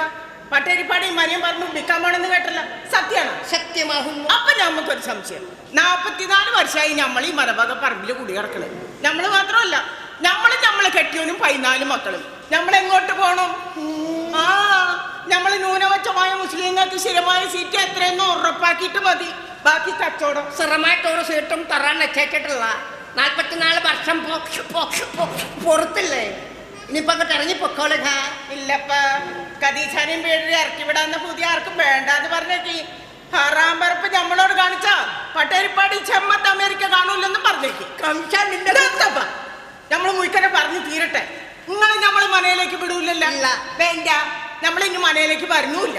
പക്ഷെങ്കിൽ കാര്യം ഇടങ്ങാറില്ലാണ്ട് ഒത്തുതീർക്കണമെന്നുണ്ടെങ്കിൽ പട്ടേരിപ്പാടി നമ്മുടെ പുറയിൽ വന്ന് നമ്മളെ കാണണമെന്ന് കശാപ്പുകാരൻ ഷൗക്കത്താലിയുടെ മോള് ഖദീസ പറഞ്ഞെന്ന് പറഞ്ഞേക്ക്. വരട്ടെ.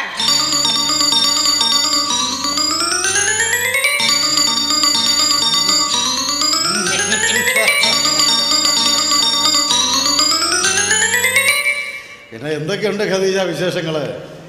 കെട്ടിയോനും കുട്ടികൾക്കൊക്കെ സുഖം തന്നെയല്ലേ? ആ, പഠിച്ചന്റെ കൃപ കൊണ്ട് കുട്ടിമുയത്തൊക്കെ അങ്ങനെ പോണ്. ആട്ടെ, ഇവിടെ എന്താ വിശേഷിച്ച്? പട്ടേരിപ്പാടെ ഞമ്മള് വന്ന ബൈക്കിനും ഭക്ഷണത്തിനും അല്ലാന്ന് കൂട്ടിക്കൂടി 44 വർഷമായി ഞമ്മള് കുടികിടക്കണ മണ്ണ. ഞമ്മക്ക് കിടക്കാൻ വേറെ ഇടമില്ല. അതുകൊണ്ട് ഇത്തിരി മണ്ണ് ഞമ്മക്ക് നീക്കി വെക്കണം. അത്രേ ഉള്ളൂ. അത്രേ. ആട്ടെ, എത്രയാ ഖദീജയുടെ ഡിമാൻഡ്? 27%. എത്ര?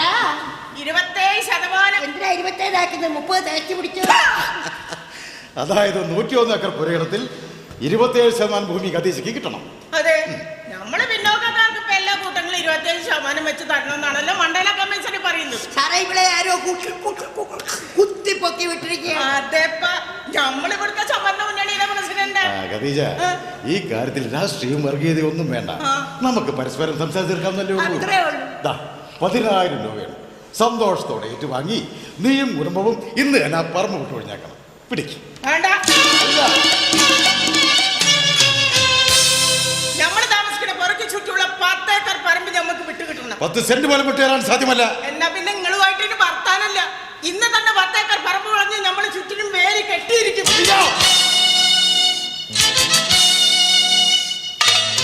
ദേവപരിമലയിലെ ദേവേന്ദ്ര ഭട്ടതിരിപ്പാടിന്റെ ക്രൂരതയുടെ മുഖം ശരിക്കും ദർശിച്ചിട്ടുള്ളതാണ്. 25 വർഷങ്ങൾക്ക് മുമ്പ് ആ ചെകുത്താന്റെ വേഷം ഒരിക്കൽ കൂടി എന്നെ കൊണ്ട് കെട്ടിക്കരുത്. പട്ടേരിപ്പാടെ 25 വർഷങ്ങൾക്ക് മുമ്പ് കൂട്ടക്കൊല ചെയ്ത് ദേഹമാസകളെ ചോര ഒലിപ്പിച്ചുകൊണ്ട് കശാപ്പുകത്ത് കറക്കി കൊലവിളി വിളിച്ചതെന്നൊരു ഷൗക്കത്താലി നിങ്ങൾ ഓർക്കുന്നുണ്ട?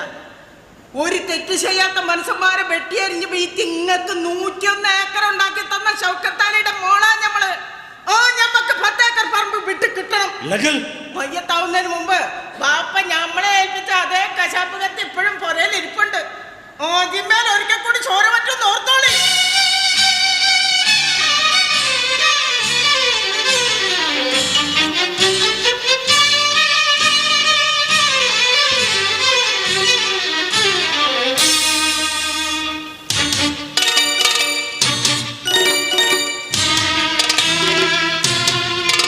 തുടങ്ങാം അല്ലേ സാർ?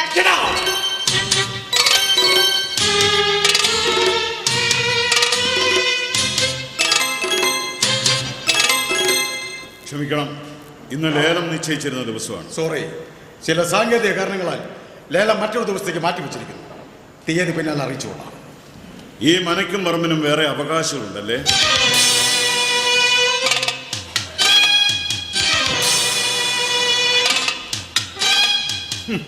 ഭൂപരിഷ്കരണവും മിച്ചഭൂമി പിടിച്ചെടുക്കലും ഒക്കെ നടന്നു കഴിഞ്ഞിട്ടുണ്ട്. ഒരാളിൻ്റെ പേര് 101 ഏക്കർ പുരയിടം.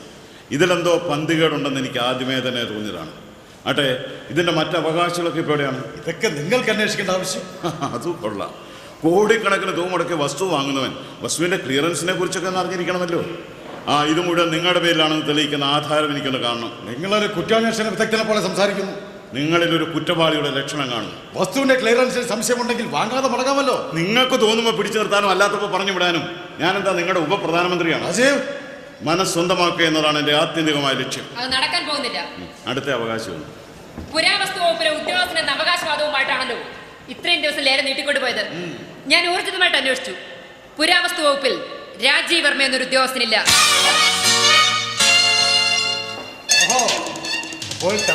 വിദഗ്ധമായി കബളിപ്പിക്കുകയായിരുന്നു. താങ്കളെ മാത്രമല്ല, ഈ മനയിലെ മുഴുവൻ അന്തേവാസികളെയും വഞ്ചിച്ച് അവരുടെ വിലപ്പെട്ട സമയം നഷ്ടപ്പെടുത്തിയ ഈ ചാണക്കിനെ ശക്തമായി തിരിച്ചടി കൊടുത്ത് പറഞ്ഞയക്കണം സാർ. എന്റെ ഇപ്പോഴത്തെ സാഹചര്യം അതിനനുവദിക്കുന്നില്ല. എന്താണോ തനിക്ക് ഇനിയും തന്ത്രങ്ങൾ വല്ലതും ഉണ്ടോ? പിന്നെ ഗതികെട്ട പട്ടിയെ പോലെ നോക്കിക്കാതെ ഇറങ്ങി പോടോ. അപ്പോ ഇന്ന് തന്നെ മനയും പറഞ്ഞ് ഞങ്ങളുടെ പേരിൽ എഴുതാം അല്ലേ സാർ? ഇന്ന് ഈ നിമിഷം. നിൽക്കണേ. തന്ത്രങ്ങളുടെ അമ്പൊടിങ്ങിയ ശൂന്യമായ ആവതാഴിയുമായി നിൽക്കുന്ന ചാണക്യൻ അങ്ങക്ക് ഇനി എന്താണാവോ അല്ല ചെയ്യാനുള്ളത്? എൻ്റെ ആവനാഴിയിൽ യാഥാർത്ഥ്യങ്ങളുടെ അമ്പുകൾ ഇനി അവശേഷിക്കുന്നുണ്ടെന്ന്. അപ്പോഴേ നമ്മുടെ കയ്യിലിരിക്കുന്ന ഈ പണം ചുമ്മാ കിട്ടുന്നതാണ്. ഓഹോ, ഇനി എന്റെ പണത്തെ പറ്റിയ അന്വേഷണം? അതെ, പെണ്ണിന് തൻ്റെ ഇടമുണ്ട്, ആത്മവിശ്വാസമുണ്ട്, അഹങ്കാരം വേണ്ടതിലധികമുണ്ട്. പക്ഷെ വിവരം തീരെ ഇല്ലാതായിപ്പോയി. കോടിക്കണക്കിന് രൂപ മുടക്കി വസ്തു വാങ്ങുന്നതിന് മുൻപ് ഈ വസ്തുവിൽ ഉടമസ്ഥനുള്ള കൈവശ അവകാശത്തെ കുറിച്ചൊക്കെ അറിഞ്ഞിരിക്കേണ്ടതല്ലേ? ഞാൻ എന്തൊക്കെയാണോ പറയുന്നേ? തന്നോട് ഇറങ്ങി പോവാനല്ലേ പറഞ്ഞത്? ശോഭിക്കാതെ സാറേ, ഞാൻ പോയേക്കാം. ഒന്ന് ചോദിച്ചോട്ടെ, 25 വർഷങ്ങൾക്ക് മുമ്പ് ഈ മനയിൽ ഒരു കൊള്ളയും കൂട്ടക്കൊലയും നടന്നിട്ടുണ്ട്, ശരിയല്ല? അതെ, മനയെ സംബന്ധിക്കുന്ന പൂർവ്വകാല ചരിത്രം രഹസ്യമല്ല, എല്ലാവർക്കും അറിവുള്ള സത്യമാണത്. ആ കൂട്ടക്കൊലയിൽ മിസ്റ്റർ ഭട്ടതിരിപ്പാട് ഒഴികെ ബാക്കി എല്ലാവരും ചത്തൊടുങ്ങിയല്ലേ? അതെയല്ലോ, അങ്ങനെയാണല്ലോ 101 പറമ്പും മനയും എനിക്ക് മാത്രം സ്വന്തമായത്. ആ കൂട്ടക്കൊലയിൽ നിന്ന് മിസ്റ്റർ ഭട്ടതിരിപ്പാട് മാത്രം എങ്ങനെ രക്ഷപ്പെട്ടു?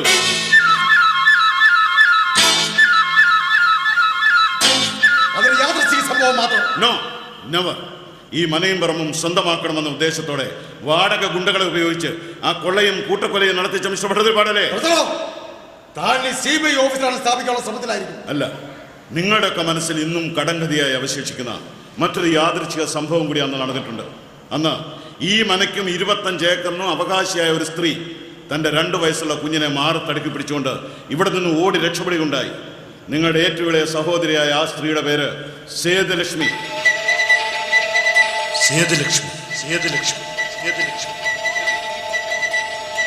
അന്ന് അവർ മാറത്തടുക്കി പിടിച്ചിരുന്ന, അതേവരെ പേരിട്ടിട്ടില്ലാതിരുന്ന ആ കുഞ്ഞിന്റെ ഇന്നത്തെ പേര് രാജീവ് വർമ്മ.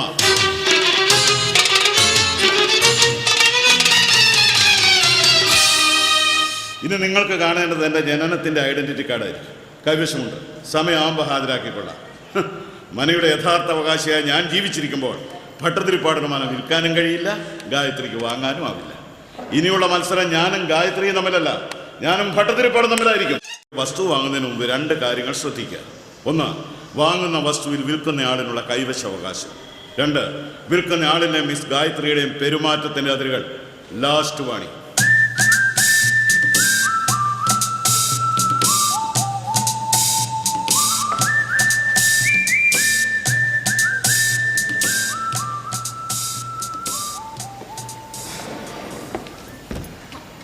ചേച്ചി, അഭയം അന്വേഷിച്ച് നമ്മൾ എത്തിയിരിക്കുന്ന മറ്റൊരു ചെറുത്താൻ്റെ സംഘത്തിലാണ്. ഭാഗ്യം കൊണ്ട് ചതിയിൽപ്പെടാൻ രക്ഷപ്പെട്ടു. ഇനി ഒരു നിമിഷം പോലും നമ്മളിവിടെ നിൽക്കാൻ പാടില്ല. ഞാൻ എല്ലാം പാക്ക് ചെയ്ത് ഉടനെ വന്നേക്കാം.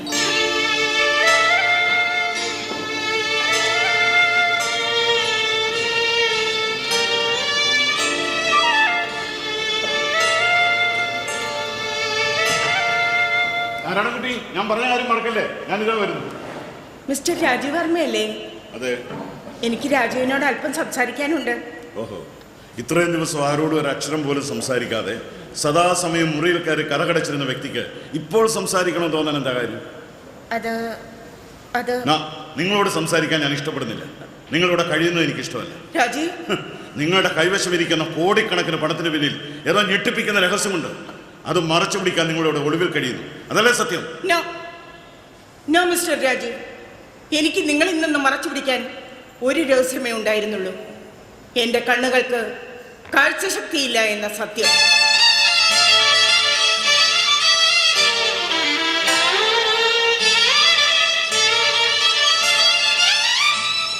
ആ വൈകല്യം നിങ്ങളാരും അറിയരുതെന്ന് എനിക്കും എൻ്റെ അനുജത്തിക്ക് നിർബന്ധമുണ്ടായിരുന്നു. Sorry, extremely sorry.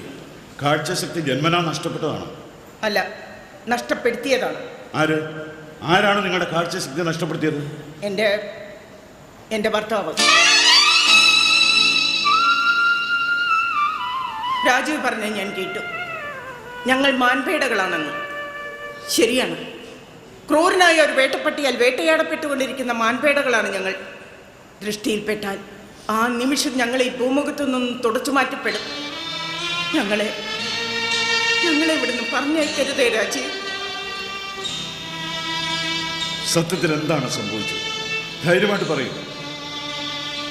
ഗൾഫിൽ ഒരു വലിയ കൺസ്ട്രക്ഷൻ കമ്പനിയിലെ എഞ്ചിനീയർ ആയിരുന്നു ഞാൻ. എൻ്റെ ഭർത്താവ് ശ്രീവാസ് കൃഷ്ണൻ അവിടെ ഒരു ഹോസ്പിറ്റലിൽ ഡോക്ടറായിരുന്നു. അതേ ഹോസ്പിറ്റലിൽ നേഴ്സായിരുന്നു ഗായത്രി. അടുത്ത കാലത്ത് ഞാനൊരു ആക്സിഡൻറ്റ് പെട്ടു. തലയ്ക്ക് സാരമായി പരിക്ക് പറ്റിയ എന്നെ അബോധാവസ്ഥയിൽ എൻ്റെ ഭർത്താവിൻ്റെ ഹോസ്പിറ്റലിൽ അഡ്മിറ്റ് ചെയ്തു. ഒടുവിൽ ബോധം തെളിഞ്ഞപ്പോഴാണ് ആ സത്യം ഞാൻ മനസ്സിലാക്കിയത്. എൻ്റെ കണ്ണുകളുടെ കാഴ്ചശക്തി നഷ്ടമായി എന്ന്. ഏതോ മാരകമായ മരുന്നുപയോഗിച്ച് എൻ്റെ കാഴ്ചശക്തി ബോധപൂർവ്വം നശിപ്പിച്ചത് എൻ്റെ ഭർത്താവായ ഡോക്ടർ ശ്രീവാസ് കൃഷ്ണനാണെന്ന് ഞെട്ടിപ്പിക്കുന്ന സത്യം നേഴ്സായ ഗായത്രിയിൽ നിന്ന് ഞാൻ അറിഞ്ഞു. എന്തിനാണ് അയാൾ ഈ ക്രൂരകൃത്യം ചെയ്തത്? എനിക്ക് അംഗവൈകല്യം ഉണ്ടായാൽ ഞാൻ വർക്ക് ചെയ്യുന്ന കമ്പനിയിൽ നിന്നും കിട്ടുന്ന കോടിക്കണക്കിനുള്ള നഷ്ടപരിഹാരം സ്വന്തമാക്കാൻ വേണ്ടി മാത്രം. പിന്നെ ക്രൂരനായ ഭർത്താവിൻ്റെ പിടിയിൽ നിന്നും രക്ഷപ്പെടാനുള്ള വ്യഗ്രതയായിരുന്നു എനിക്ക്. ഗായത്രി സ്വന്തം തൊഴിൽ പോലും ഉപേക്ഷിച്ച് എൻ്റെ രക്ഷയ്ക്ക് എത്താമെന്ന് വാക്ക് തന്നപ്പോൾ പിന്നെ ഞാൻ മറ്റൊന്നും ആലോചിച്ചില്ല. ബാങ്കിൽ എൻ്റെ പേരിലുണ്ടായിരുന്ന നിക്ഷേപവുമായി ഞാനും ഗായത്രിയും രഹസ്യമായി നാട്ടിലെത്തി. പിന്നെ എന്തുകൊണ്ട് നിങ്ങൾ നിങ്ങളുടെ വീട്ടിലേക്ക് പോയില്ല? എൻ്റെ വീട്ടിൽ എനിക്കിനി ഒരിക്കലും പ്രവേശനം ഉണ്ടാവില്ല. ഒരിക്കലും. എന്താ കാര്യം? ശ്രീവാസ് കൃഷ്ണനുമായുള്ള വിവാഹ ബന്ധത്തെ എൻ്റെ വീട്ടുകാർ ശക്തിയായി എതിർത്തിരുന്നു. ആ എതിർപ്പിനെ ധിക്കരിച്ചുകൊണ്ട് ഞാൻ അയാളോടൊപ്പം ഇറങ്ങിപ്പോവുകയായിരുന്നു. ഇന്നെനിക്ക് വീട്ടുകാരുമില്ല. ഞാൻ ജീവന് തുല്യം സ്നേഹിച്ച ഭർത്താവ് എന്നെ ബലിയാടുമാക്കി. എനിക്ക് പോകാനൊരിടമില്ല രാജീവ്. ഒരു സംശയം കൂടി, ഗായത്രി നിങ്ങളുടെ അനുജത്തിയല്ലേ? രക്തബന്ധം കൊണ്ട് അല്ല, സ്നേഹം കൊണ്ട് അവൾ എനിക്ക് അനുജത്തിയാണ്. എൻ്റെ കണ്ണുകളാണ്, എൻ്റെ ഊന്നുവടിയാണ്, എനിക്കെല്ലാമെല്ലാമാണ്. അതുകൊണ്ടാണ് സൂസൻ ഫെർണാണ്ടസ് എന്ന പേരുള്ള അവൾക്ക് എൻ്റെ സ്വന്തം അനുജത്തിയുടെ പേര് തന്നെ ഞാൻ നൽകിയത്, ഗായത്രി എന്ന്. രാജീവ്, എന്നെ കമ്പനി അധികാരികളുടെ മുമ്പിൽ ഹാജരാക്കി നഷ്ടപരിഹാരത്തുക നേടിയെടുക്കുക എന്ന ശ്രീവാസിൻ്റെ സ്വപ്നം ഇനിയും നടന്നിട്ടില്ല. അതുകൊണ്ട് ഞങ്ങളെ അന്വേഷിച്ച് അയാൾ എങ്ങ് റോന്തു ചുറ്റുന്നുണ്ടാകും. ഈ വനപ്രദേശത്തുള്ള ഒറ്റപ്പെട്ട മനയിൽ അയാൾ ഒരിക്കലും എത്തിപ്പെടാൻ വഴിയില്ല. അതുകൊണ്ട് വാടകക്കാരായിട്ടെങ്കിലും ഞങ്ങളെ ഇവിടെ കഴിയാൻ അനുവദിക്കണം. അയ്യോ, മന എനിക്ക് സ്വന്തം ആയിട്ടില്ല. ആകും. ഏതായാലും നിങ്ങൾക്കിവിടെ സ്വസ്ഥമായി കഴിയാമെന്ന് ഞാൻ ഉറപ്പു തരും.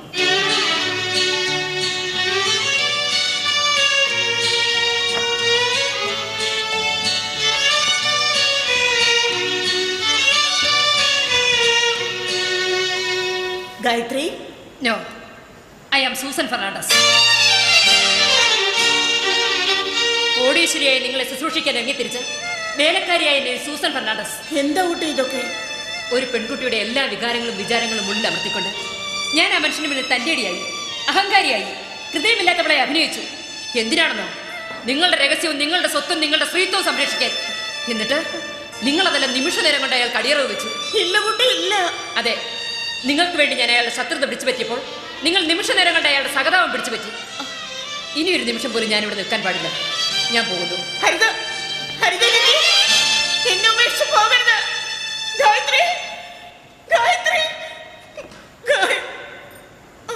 എനിക്കിതിൽ വിഷമമുണ്ട് ചേച്ചി. പക്ഷെ ഞാൻ പോയേ മതിയാവൂ. യൗവനം വിട്ടുമാറിയിട്ടില്ലാത്ത കോടീശ്വരിയായി നിങ്ങൾക്ക് വേണ്ടത് നിർധനയായ ഒരു പെൺകുട്ടിയുടെ സഹായമല്ല, കോടീശ്വരനായ ഒരു പുരുഷന്റെ സംരക്ഷണമാണ്. അതിനായി ഞാൻ വഴിമാറുന്നു. ചേച്ചിയുടെ എല്ലാ സമ്പാദ്യങ്ങളും ഇതാ ഈ പെട്ടിയിലുണ്ട്. എൻ്റെ കയ്യിൽ എൻ്റെ വീടെത്താനുള്ള പണം മാത്രമേ ഞാൻ എടുത്തിട്ടുള്ളൂ.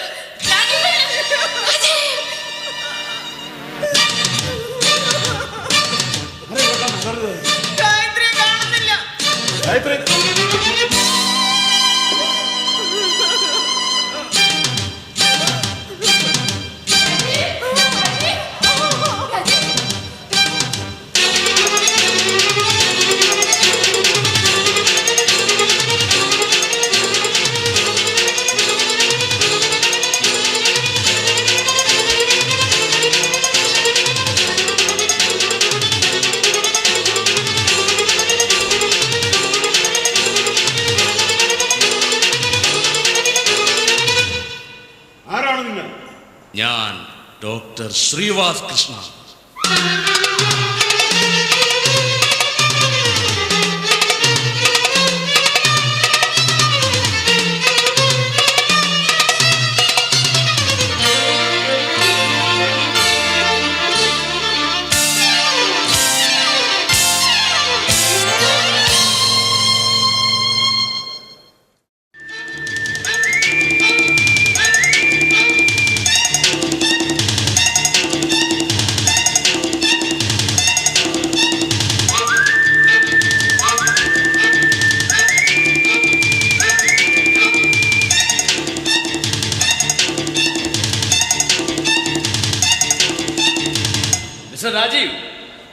ബോധശൂന്യായി കിടന്ന ധരിത്രിയുടെ കണ്ണുകളിൽ ആ മരുന്ന് സ്പ്രേ ചെയ്തത് അപ്പോൾ ഡ്യൂട്ടിയിലുണ്ടായിരുന്ന സൂസൻ ഫെർണാണ്ടസ് ആയിക്കൂടെ?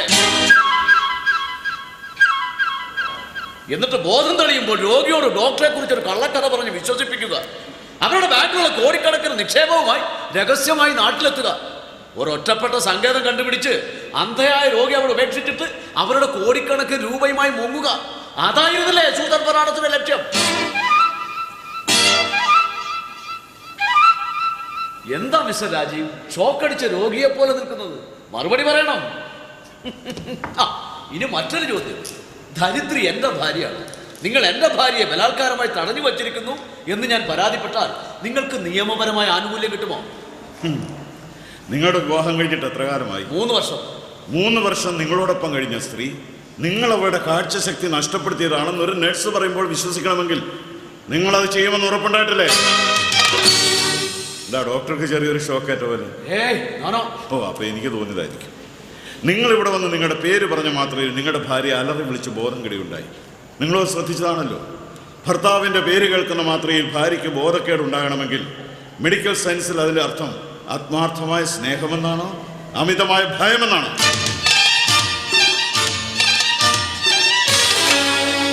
എന്താ ഡോക്ടർ മറുപടി ഇല്ലാത്തത്? ഡോക്ടർ നിയമപരമായ വഴിയെക്കുറിച്ച് പറഞ്ഞല്ലോ. നിങ്ങൾ ഇവിടെ വന്ന് നിങ്ങളുടെ ഭാര്യയെ കൊണ്ടുപോകണമെന്ന് ശഠിച്ചു. ഞാൻ സമ്മതിച്ചില്ല.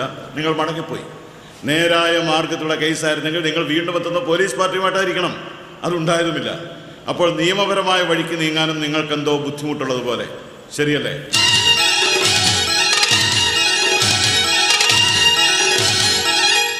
എന്താ ഡോക്ടർ അനസ്തേഷ്യ കൊടുത്ത് ഗർഭിണിയെ പോലെ നിൽക്കുന്നത്? മറുപടി പറയണം. അപ്പോൾ നിങ്ങൾ എൻ്റെ ഭാര്യയെ വിട്ടുതരില്ല അല്ലേ? എന്നാര് പറഞ്ഞു? അവർക്ക് ഇഷ്ടമാണെങ്കിൽ ഏത് നിമിഷവും വിളിച്ചോണ്ട് പോവാം. ഇഷ്ടമല്ലെങ്കിൽ ബലാത്കാരമായി ഞാൻ കൊണ്ടുപോകും. അത് നടക്കുമെന്ന് തോന്നുന്നില്ല. മിസ്റ്റർ രാജീവ്, നിങ്ങളുടെ വ്യക്തിപരമായ ആവശ്യത്തിന് സൂസൻ ഫെർണാണ്ടസ് മാത്രം പോരെ? അത് ശരി. അപ്പോൾ നിങ്ങളുടെ ഭാര്യയുമായി ഞാൻ ശാരീരിക ബന്ധം പുലർത്തുന്നു എന്നർത്ഥം. എങ്ങനെ വിശ്വസിക്കാം? പുരുഷനല്ലേ? നിങ്ങളുടെ സ്വഭാവത്തിന്റെ തോത് വെച്ച് പുരുഷവർഗത്തെ മുഴുവൻ നടക്കാതിരിക്കണം മിസ്റ്റർ. നിങ്ങൾ ആരോടാണ് സംസാരിക്കുന്നത്? അറിയാം. സ്വന്തം ഭാര്യയുടെ കണ്ണു കുത്തിപ്പൊട്ടിച്ചിട്ട് കോടിക്കണക്കിന് നഷ്ടപരിഹാരത്തിന് വേണ്ടി നടക്കുന്ന ഒരു വെളുത്ത ചെകുത്താനോട്.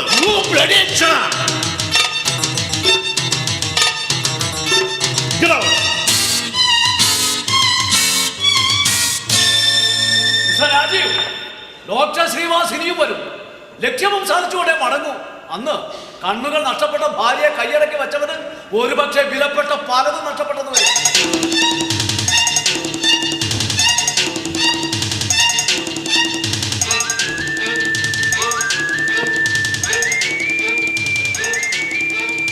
രാജീവ്, വല്ലാത്ത പ്രതിസന്ധിയിലായല്ലേ? ഇപ്പൊ ഇച്ചിരി കുറവുണ്ട്. അതെങ്ങനെയാ? പുരുഷന്റെ തന്റെയും ആത്മവിശ്വാസവും ഒക്കെ ഉള്ളൊരു പെണ്ണല്ലേ എനിക്ക് കൂട്ടിനുള്ളത്. തന്റെ ഇടത്തിന് ആത്മവിശ്വാസത്തിന് ഇപ്പോഴും ഒരു കുറവുമില്ല. അയ്യോ, ഇനി അതാരോടും പറയണ്ട കേട്ടോ. നാണക്കേടാ. ഡോക്ടറെ കണ്ടപ്പോഴേ എനിക്ക് മനസ്സിലായി. അപ്പോഴേ ഡോക്ടറെ കണ്ട മാത്രയിൽ അതുവരെ തള്ളിപ്പറഞ്ഞ പുരുഷന്റെ മുന്നിൽ തന്നെ അഭയം തേടാൻ എന്താ കാര്യം? അപ്പൊ എത്ര തന്റേടിയായ പെണ്ണിനും ഒടുവിലൊരു പുരുഷന്റെ തണൽ ആവശ്യമാണല്ലേ? അതൊക്കെ പോട്ടെ. ഗായത്രിയുടെ ചുമതല വർദ്ധിച്ചിരിക്കുകയാണ്. ഗായത്രി ധരിത്രിക്ക് എപ്പോഴും കാവലുണ്ടായിരിക്കണം. പിന്നെ ഗായത്രി ഡോക്ടറുടെ നോട്ടപ്പുള്ളിയാണ്. സൂക്ഷിക്കണം. ഡോക്ടർ ആക്രമിക്കാൻ വന്നാൽ ചില മുൻകരുതലൊക്കെ ഞാൻ ചെയ്തിട്ടുണ്ട്. അയ്യോ, അതെന്താണ്? അന്ന് അയാൾ ചേച്ചിയുടെ കണ്ണിൽ സ്പ്രേ ചെയ്ത മരുന്ന് എൻ്റെ കൈവശമുണ്ട്. ആക്രമിക്കാൻ വന്നു കഴിഞ്ഞാൽ ആ മരുന്ന് അയാളുടെ കണ്ണിൽ ഞാൻ പ്രയോഗിച്ചിരിക്കും.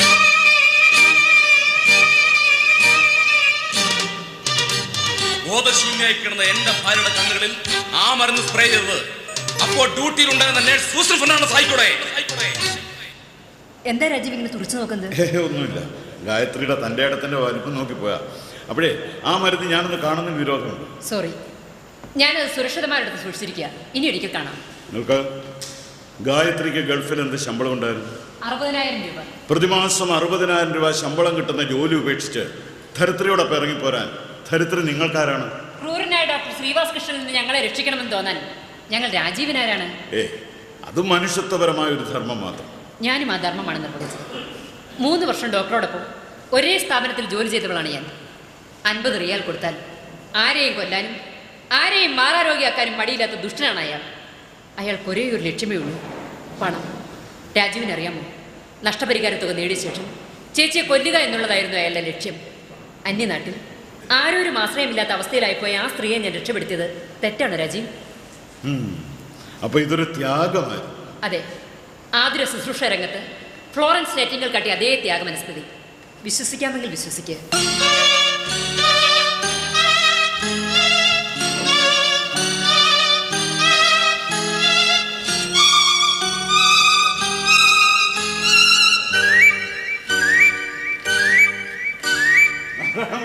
നിനക്കത് എന്ത് പറ്റി? എന്നെ അറിയാൻ വയ്യ എന്ന് ചോദിക്കുക. മനയും പറമ്പ് സ്വന്തമാക്കി തരാന്ന് പറഞ്ഞ സാർ എന്നെയും വിളിച്ചോണ്ട് വന്നു. ഇതിപ്പോ സ്വന്തമായതുമില്ല. എവിടുന്നോ വന്ന് 2 പെൺപിള്ളേരെ പ്രശ്നം കൂടി സാർ തലയിലേറ്റ് വെച്ചിരിക്കുന്നു. എന്താ സാറിന്റെ ഉദ്ദേശം? നാരായണൻകുട്ടി, ഞാൻ ലക്ഷ്യത്തിലെത്താനുള്ള കരുക്കൾ നീക്കിക്കൊണ്ടിരിക്കുക. നിർത്ത്. ഈ കരുനീക്കത്തെ പറ്റി കേട്ട് കേട്ട് ഞാൻ മടുത്തു. നിങ്ങൾ എന്നെ ചതിക്കാൻ നോക്കിയാണ്. നാരായണൻകുട്ടി, ഈ മലയുടെ അവകാശി രാജീവ് വർമ്മ നിങ്ങളാണെന്ന് ഇവിടെ എല്ലാവരും വിശ്വസിക്കുന്നു. ഞാൻ നിങ്ങളുടെ വെറും ഒരു ഡ്രൈവർ. ഈ മനയുടെ യഥാർത്ഥ അവകാശിയായ സേതുലക്ഷ്മിയുടെ മകൻ ഞാനാണെന്ന സത്യം ഞാനിവിടെ എല്ലാവരും തുറന്ന് പറയാൻ പോവുക. നാരായണൻകുട്ടി, ആ രഹസ്യം നീ ഇപ്പോൾ പുറത്ത് വിടരുത്. അത് അറിഞ്ഞു കഴിഞ്ഞാൽ പിന്നെ എനിക്കിവിടെ നിലനിൽപ്പില്ലാതെ വരും. നിങ്ങൾ നിലനിൽക്കണമെന്ന് എനിക്കൊരു നിർബന്ധമില്ല. ഞാൻ എൻ്റെ അമ്മാവനുമായി ഏറ്റുമുട്ടാൻ തീരുമാനിച്ചു. മന വിട്ടെന്നില്ലെങ്കിൽ ഞാൻ അയാളെ കൊല്ലും.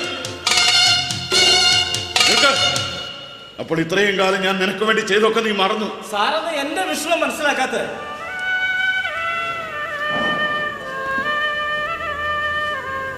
മാറാരോഗ്യ എൻ്റെ അമ്മയ്ക്ക് അവസാനമായി ഒരേ ഒരു ആഗ്രഹമേ ഉള്ളൂ. അവർ ജനിച്ചവിടുന്ന് ഈ മനയിൽ കിടന്ന് മരിക്കണമെന്ന്, അവരുടെ ജഡം ഈ പറമ്പിൽ അടക്കം ചെയ്യണമെന്ന്. ആ ഒരു ആഗ്രഹം സാധിച്ചു കൊടുക്കാൻ ഈ മകന് കഴിയുമെന്ന് തോന്നുന്നില്ല. എൻ്റെ അമ്മ അത്രയ്ക്ക് അവശതയാണ് സാർ. നാരായണൻകുട്ടി, നിന്റെ വിഷമം എനിക്ക് മനസ്സിലാവും. പക്ഷെ എന്തായാലും നീ കുറച്ച് ദിവസം കൊണ്ടൊന്ന് ക്ഷമിച്ചാൽ മതിയാവും. ഞാൻ എൻ്റെ അമ്മയെ ഇവിടേക്ക് കൊണ്ടുവന്നോട്ടെ സാർ. അയ്യോ, അത് വേണ്ട. അത് അപകടമാണ്. നിന്റെ അമ്മ കൊല്ലപ്പെട്ടു എന്നാണ് ഭട്ടതിരിപ്പാട് ഇപ്പോഴും വിശ്വസിച്ചിരിക്കുന്നത്.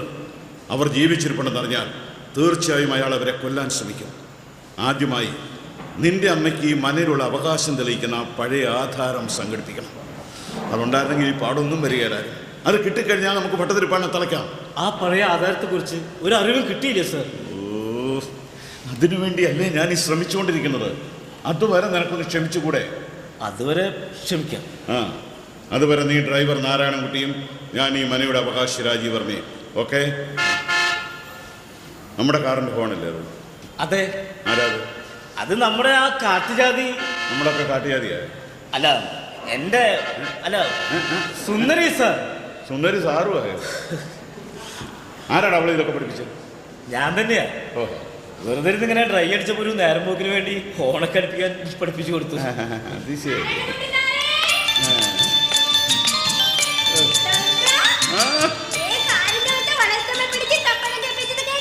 കേട്ടു.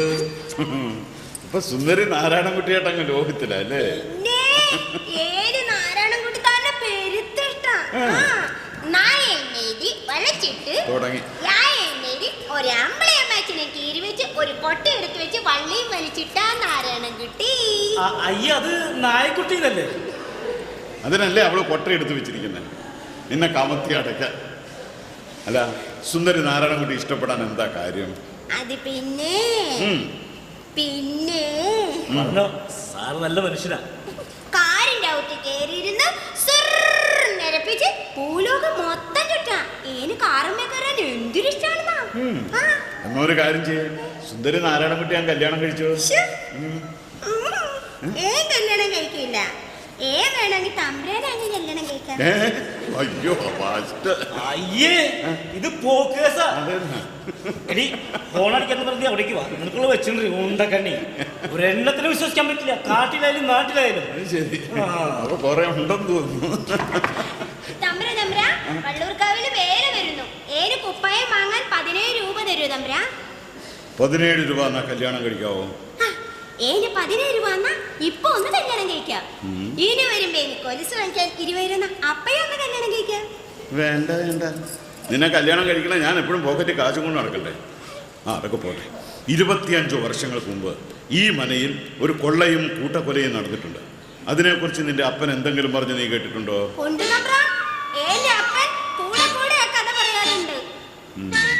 അന്ന് ഒരു തമ്പുരാട്ടി ഇവിടെ ഒന്ന് ഓടി രക്ഷപ്പെടുകയുണ്ടായി.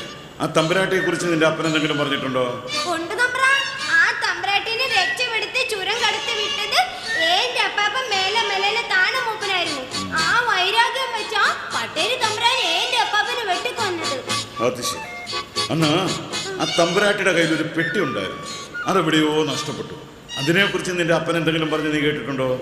അങ്ങനെ ഒരു പെട്ടിനെ പറ്റി അപ്പൻ പറഞ്ഞതായി ഏന് തോന്നുന്നില്ല. ഏൻ ഒന്നോട് ചോദിച്ചോക്കാൻ തമ്പ്രാ. ആ, എന്നൊരു കാര്യം ചെയ്യും, ആ പെട്ടിയെക്കുറിച്ച് ചോദിച്ചറിഞ്ഞ് വിവരങ്ങൾ വിശദമായിട്ട് എന്നെ വന്ന് അറിയിക്കണം കേട്ടോ. ശരി അമ്പ്രാ. ഇതാ 100 രൂപയുണ്ട്, കൊലുസും കുപ്പായും ഒക്കെ വാങ്ങിച്ചു കേട്ടോ.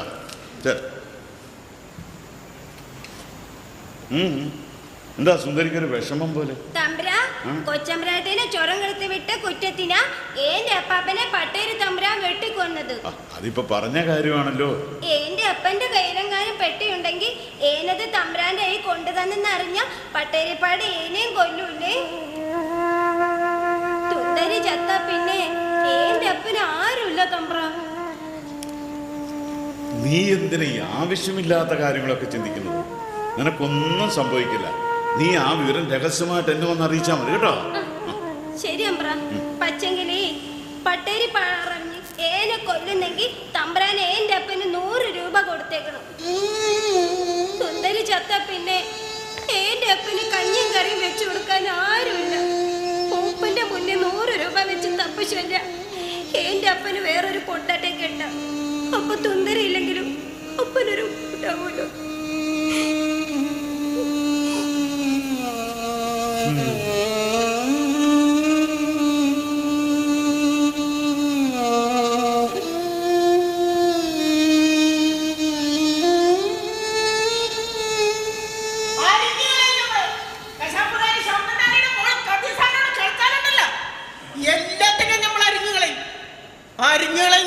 അതിനിവിടെ പുല്ലൊന്നും ഇല്ലല്ലോ. നിങ്ങളെ തന്നെപ്പ നിങ്ങളല്ലേ മനോന്റെ പുതിയ അവകാശി സേതുലക്ഷ്മിയുടെ മോ രാശാവർമ്മ. അതെ. എന്നാലേ നമ്മള് നമ്മുടെ പുറകെ ചുറ്റുമുള്ള 10 ഏക്കർ പറമ്പ് വളഞ്ഞ് വേലിയും വെച്ച് കഴിഞ്ഞ്. നല്ല കാര്യം. ആരോട് ചോദിച്ചിട്ട്? ആരോട് ചോദിക്കാൻ നമുക്ക് മനസ്സില്ലപ്പ. 44 വർഷമായി നമ്മൾ ഈ മരവക പറമ്പിൽ കുടികറക്കണ്. നമ്മള് മാത്രല്ല, നമ്മളും നമ്മളെ കെട്ടിയോനും 14 മക്കള്. പിന്നെ 14 മക്കളാ? ആ, ഉമ്മയുടെ കെട്ടിയോൻ ഇപ്പഴും ജീവിച്ചിട്ടുണ്ടോ? ഉണ്ടല്ലോ. എന്താണിപ്പോ അങ്ങക്കൊരു പുജ്ഞം പോലെ? അല്ല, മക്കളുടെയാണോ ഇനിയും കൂടുവെന്നറിയാനാ. എന്തിനാ ഇപ്പോഴേ അറിയുന്നത്? ഉമ്മായിക്ക് ഞാൻ 25 ഏക്കർ തരാൻ തീരുമാനിച്ചിരിക്കുക. സത്യം. കാരണം 25 വർഷങ്ങൾക്ക് മുമ്പ് എൻ്റെ അമ്മാവന്മാരെ അവരുടെ കുഞ്ഞുങ്ങളെ നിർദാക്ഷിണ്യം വെട്ടിയരിഞ്ഞു വന്നത് ഉമ്മയുടെ ബാപ്പ ഷൗക്കത്താലിയായിരുന്നു. യാതൊരു തെറ്റും ചെയ്യാത്ത അവരോട് ആ കടുങ്കൈ കാണിക്കാൻ ഉമ്മയുടെ ബാപ്പായ്ക്ക് എങ്ങനെ മനസ്സ് വന്നു? പൊന്നുമോനെ, പഠിച്ചോനാണേ സത്യം. അരുങ്കൊല ചെയ്യാൻ പോകരുതെന്ന് നമ്മുടെ ബാപ്പാടെ കാല് പിടിച്ച് നമ്മളെ അപേക്ഷിച്ചതാ. അന്നത്തെ ചോര തളപ്പില് ബാപ്പ അത് കേട്ടില്ല. കൂലിക്ക് വേണ്ടി കൊല്ലാൻ പോയതാ. കൊടുക്കാൻ ഹറാൻ പറഞ്ഞ നായിന്റെ മോനുണ്ടല്ല, നിങ്ങൾ അമ്മാവും പട്ടേരിപ്പാട്. ഓൻ പറഞ്ഞു സമ്മതിച്ച കൂലി മുയ്യം കൊടുത്തില്ല മോനെ. കൊടുക്കാൻ നമ്മുടെ ബാപ്പ വെള്ളം മണ്ണ് കുയ്ത്ത് മയ്യത്തായി. മയ്യത്താവുന്നതിന് മുമ്പ് ഈ കശാപ്പ് കത്തി നമ്മളെ ഏൽപ്പിച്ചിട്ട് ബാപ്പ പറഞ്ഞു, കദീസ, കുടിയിറക്കാരെ കൊണ്ട് ആരെങ്കിലും വരുന്ന ഒരുത്തന്റെ ചോരയും കൂടി ഇതുമ്പോ പറ്റിക്കണോന്ന്. ഞമ്മക്കാരെയും കൊല്ലണമെന്നില്ല മോനെ. ഞമ്മക്ക് നമ്മുടെ വക പറമ്പ് മാത്രം കിട്ടിയാൽ മതി. ഉമ്മയ്ക്ക് ഞാൻ എന്തും തരും. ഉമ്മയെ ഞാൻ എൻ്റെ സ്വന്തം അമ്മയെ പോലെ സ്നേഹിക്കുന്നു. എന്താ ഉമ്മ എന്നെ സ്നേഹിക്കുന്നില്ലേ?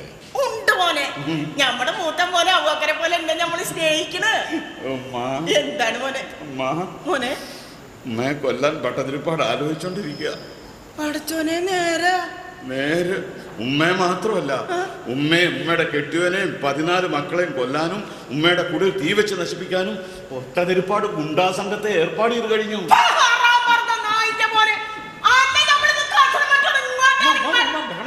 കാര്യം എന്താണെന്ന് അറിയണ്ടേ? എന്താണ് വെക്കം പറയും? നമുക്ക് ചോര തിളയ്ക്കുന്നുണ്ട്. ഉമ്മ, എൻ്റെ അമ്മ ഓടി രക്ഷപ്പെടുന്ന സമയത്ത് അമ്മയുടെ കയ്യിൽ ഒരു പ്രമാണക്കെട്ടുണ്ടായിരുന്നു. അതെവിടെയോ നഷ്ടപ്പെട്ടു. അത് ഉമ്മയുടെ കയ്യിലുണ്ടെന്നൊക്കെ പറയുന്നത് കേട്ടു. എന്തോ അടച്ചോനെ, ആ പ്രമാണക്കെട്ട് നമ്മുടെ കയ്യിലുണ്ടെന്ന് ഓനെങ്ങനെ അറിഞ്ഞു?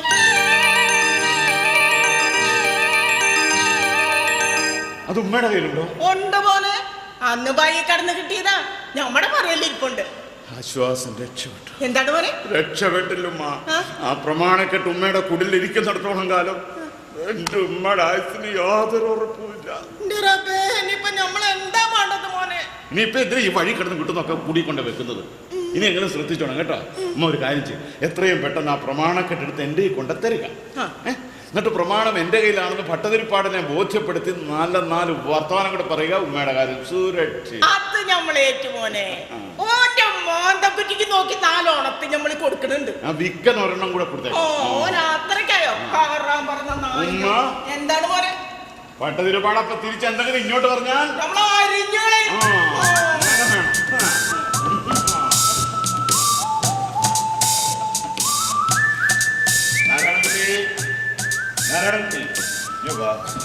നിന്റെ ലക്ഷ്യം സാധിക്കാൻ ഇനി ഏതാനും നിമിഷങ്ങൾ മാത്രം. ആ പഴയ ആധാരം തിരിച്ചു കിട്ടിയോ സർ?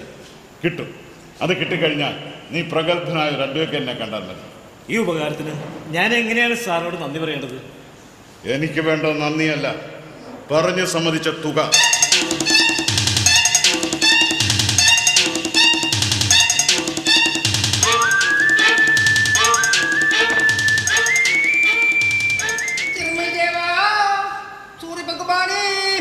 நீ வீரியாருக்கு யாருக்கு பாரி பாரி கொடுத்து നമ്മൾ നടക്കുന്നോട് സുണ്ണിയപ്പണ്ടായിരുന്നിട്ട് നീ നമുക്കൊരു സുഖം തന്നില്ലല്ലോ. എന്ത് ചെയ്യാൻ നാരാക്കുട്ടി, നമുക്ക് ഈയിടെ കഷ്ടകാലമാണേ. എന്ത് പറ്റി? മനവക 10 ലക്ഷം രൂപ കമ്മീഷൻ കിട്ടിയില്ല. ഇപ്പൊ നമ്മുടെ കുടുംബത്ത് മറ്റൊരു ട്രബിൾ. എന്ത് ട്രബിള്? നമ്മുടെ മൂത്ത മകളില്ലേ, സാധനം, അവക്ക് 2 മാസത്തെ ഡെപ്പോസിറ്റ്. അതാണ് പുതിയ അക്കൗണ്ടുകാരൻ. നാരാക്കുട്ടി നിനക്കറിയില്ലല്ലേ. അനാവശ്യം പറയരുത്. അനാവശ്യമല്ലേ, ആവശ്യമാണ്. ആരാണെന്ന് നമ്മൾ എത്ര ചോദിച്ചിട്ടോ അവൾ പറയുന്നില്ല. ആരാണെന്ന് പറയാൻ 10% കമ്മീഷൻ കൊടുക്കാമെന്ന് നമ്മൾ പറഞ്ഞു, എന്നിട്ടും അവൾ പറയുന്നില്ല. ഇനി നമ്മൾ എന്ത് ചെയ്യും നാരാക്കുട്ടി? കമ്പത്തേട്ടൻ ഒരു കാര്യം ചെയ്യും, ആർക്കെങ്കിലും ഒരു ചെറിയ കമ്മീഷൻ കൊടുത്ത് അവൾ ഐശ്വര്യ കെട്ടിച്ചു വിടും. നാരാക്കുട്ടി നിന്റെ ശരീരമൊക്കെ ആകെ അങ്ങ് മോശമായി പോയല്ലോടെ. നിനക്ക് വെച്ച് വളർന്ന് തരാനൊന്നും ആരും ഇല്ല അല്ലേ. ഒരു കാര്യം ചെയ്യേ, നിനക്ക് ഒരു 25,000 രൂപ കമ്മീഷൻ തരാം. നീ വായിക്ക് രുചിയായിട്ട് അവളെ കെട്ടി രസപ്പെടാമെങ്കിൽ രസപ്പെടും മർമോണേ. മാമനാട് മാമാന്ന് വിളിപ്പിക്കരുത്. മാത്രമല്ല ഞാൻ ഒരാളുടെ ഡെപ്പോസിറ്റിന്റെ പുറത്ത് ഡെപ്പോസിറ്റ് ചെയ്യാറില്ല. ഞാനേ പുതിയ അക്കൗണ്ട് നിക്ഷേപിച്ചോളാം. നാരാക്കുട്ടി അതങ്ങ് എഴുതി തള്ളുന്നേ. ദിവസം കഴിയുന്തോറും അത് സ്വയംവർദ്ധനയായി മുമ്പോട്ട് തള്ളിക്കൊണ്ടിരിക്കുമ്പോൾ നമ്മുടെ എഴുതി തള്ളേക്കില്ലേ. എന്നാ നിങ്ങൾ പിൻവലിക്കും. ഒരു കാര്യം ഞാൻ പറയാം, മേലെ ഇതിന്റെ പേരിൽ എന്റെ പിന്നാലെ വന്നേക്കരുത്. തീരെ നിവൃത്തിയില്ലാതെ വന്നാൽ നമ്മളത് സസ്പെൻസ് അക്കൗണ്ടിലേക്ക് മാറ്റും. പിന്നെ എന്താണോ കമ്മത്തെ തനിക്ക് ഈയിടെയായി എന്നെ കാണുമ്പോ മുഖം തിരിച്ചൊരു പോക്ക്? കടവുകളില്ലാത്ത കോവിലാരെങ്കിലും തൊഴാൻ നിൽക്കുമോ സാറേ? മലയുടെ യഥാർത്ഥ അവകാശി വന്നു, നമ്മുടെ 10 ലക്ഷം കമ്മീഷൻ സീറ്റിയും പോയി. പിന്നെ നമ്മൾ എന്തിനാണ് ഇപ്പൊ നിങ്ങളെ താങ്ങുന്നത്? നിങ്ങൾ വെറും ഒരു ഓട്ടപാത്രം. കുമ്മത്തെ നമ്മൾ വേറെ കമ്മീഷൻ കിട്ടുന്ന പണി നോക്കാൻ പോണോ? പറഞ്ഞു സമ്മതിച്ച 10 ലക്ഷം രൂപയും തനിക്ക് കമ്മീഷനായി തന്നിരിക്കും. അല്ലടോ, മനയും പറമ്പ് സ്വന്തമാക്കാൻ വേണ്ടി 3 സഹോദരങ്ങളെയും 5 കുഞ്ഞുങ്ങളെയും നിർദാക്ഷിണ്യം കൊല്ലിച്ച ഞാൻ ഇന്നും അതേ തന്ത്രം തന്നെ സ്വീകരിക്കാൻ പോകുന്നു. രാജീവർമ്മയെ കൊല്ലുക. ചെറിയ കെട്ടിൽ നിർവഹിക്കാൻ നമുക്കൊരു വ്യക്തിയെ കിട്ടിയിട്ടുള്ളൂ. ഡോക്ടർ ശ്രീവാസ് കൃഷ്ണ. രാജീവ് വർമ്മയുടെ 1ാം നമ്പർ ശത്രുവാണ് ഡോക്ടർ ശ്രീവാസ് കൃഷ്ണ. പോസ്റ്റ്മോർട്ടം റിപ്പോർട്ടിൽ പോലും കൊലപാതകമാണ് തെളിയാത്ത രീതിയിൽ അതിവിദഗ്ധമായി കൃത്യം നിർവഹിക്കാൻ ഡോക്ടർ ശ്രീവാസിന് കഴിയും. ഇവിടെ നമ്മുടെ അയാൾ ഒരു രഹസ്യധാരണ ഉണ്ടാക്കിയാൽ പോരെ എന്ത് പറയുന്നുള്ളൂ? തന്നെ നമ്മൾ സമ്മതിച്ചിരിക്കുന്നത് വലിയ മനുഷ്യൻ ബുദ്ധിമാൻ.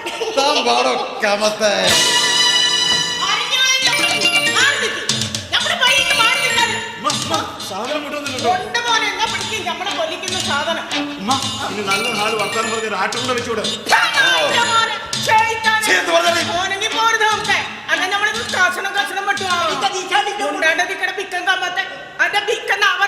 പട്ടിക്കിട്ട് കൊടുക്കും.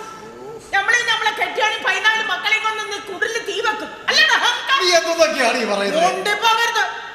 നമ്മളെ കൊന്ന് പ്രമാണം കെട്ടെടുക്കാൻ ഗുണ്ടാസംഘത്തെ ഏർപ്പെടുത്തിയിട്ട് ഇപ്പൊ നിന്ന് പുണ്യാണച്ചമ്മയാണ്. പ്രമാണം കെട്ടേ ഇപ്പൊ ഞമ്മന്റെ കയ്യിലില്ല, ദേ മോന്റെ കയ്യില. ഇനി നീ നമ്മുടെ കുടിലിൽ തീ വെക്കൂടാ. വേർക്കൻ അലറി വിളിച്ച മൂലക്കുരു പൊട്ടിക്കണ്ട. ഒരു കാര്യം നമ്മള് പറഞ്ഞേക്കാം, 5 ആൾക്കാരെ വെട്ടിക്കൊന്നേന് നമ്മുടെ പാപ്പാക്ക് പറഞ്ഞ് സമ്മതിച്ച കൂലി കൊടുക്കാത്ത പരമം നോറിയാ നീ ഞമ്മക്ക് വെറും പുല്ലാടാ.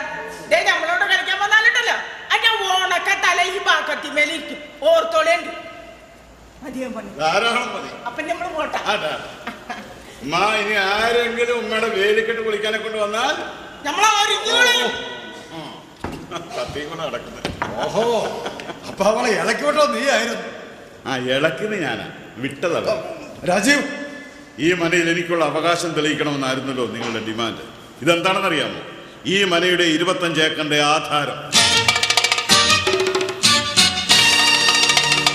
ഇത് ഖദീജമ്മയുടെ കയ്യിലുണ്ടെന്ന് നിങ്ങളും അറിഞ്ഞില്ല. ഇതിന്റെ പ്രാധാന്യം എന്താണെന്ന് ഉമ്മയും അറിഞ്ഞില്ല. ഇനി മറ്റൊന്ന്, കൊല്ലപ്പെട്ടു എന്ന് നിങ്ങൾ വിശ്വസിച്ചിരിക്കുന്ന സേതുലക്ഷ്മി ഇന്നും ജീവിച്ചിരിക്കുന്നു. എവിടെയാണ് എന്റെ സേതുലക്ഷ്മി? എൻ്റെ അമ്മച്ചി, എനിക്ക് വയ്യ. വർഷങ്ങളായി കാണാതിരുന്ന സ്വന്തം സഹോദരിയെ ഒരു നോക്ക് കാണാനുള്ള ആകാംക്ഷയല്ല, കണ്ടെത്തി കൊല്ലാനുള്ള വ്യഗ്രതയല്ലേ നിങ്ങൾക്ക്. എങ്കിൽ മറ്റൊന്നുകൂടെ അറിഞ്ഞോളൂ. നാരായണൻകുട്ടി, ഇവന്റെ മുഖത്തേക്കൊന്ന് സൂക്ഷിച്ചു നോക്ക്. നിങ്ങൾക്ക് പരിചയമുള്ള ആരുടെയെങ്കിലും ഛായ ഇവനിൽ പ്രതിഫലിക്കുന്നുണ്ടോ? ഇവനാണ് ഈ മനയുടെ 25 ഏക്കറിന്റെ അവകാശിയായ സേതുലക്ഷ്മിയുടെ മകൻ നാരായണൻകുട്ടി.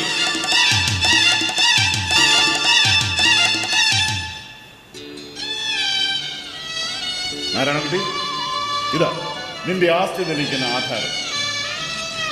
നീ വിഷമിക്കണ്ട, നീ എനിക്കൊന്നും തരണം. വരെ ഇനി നിന്റെ അമ്മാവനെ കൺകുളിർക്കെ കണ്ടോടാ. കണ്ടിട്ടുണ്ട്, ഒളിഞ്ഞു നിന്ന് മതിവരുവോളം ഞാൻ കണ്ടിട്ടുണ്ട്. പക്ഷേ ഞാൻ സാറിനോട് പറയാത്തൊരു ഉപകാരം കൂടി എൻ്റെ അമ്മയ്ക്കുണ്ട്. എന്താണ്? ഇന്ന് ജീവിച്ചിരിക്കുന്ന അവരുടെ ഓരോരോ ഉടപ്പിറപ്പിനെ അവസാനമായി ഒന്ന് കാണണമെന്ന്.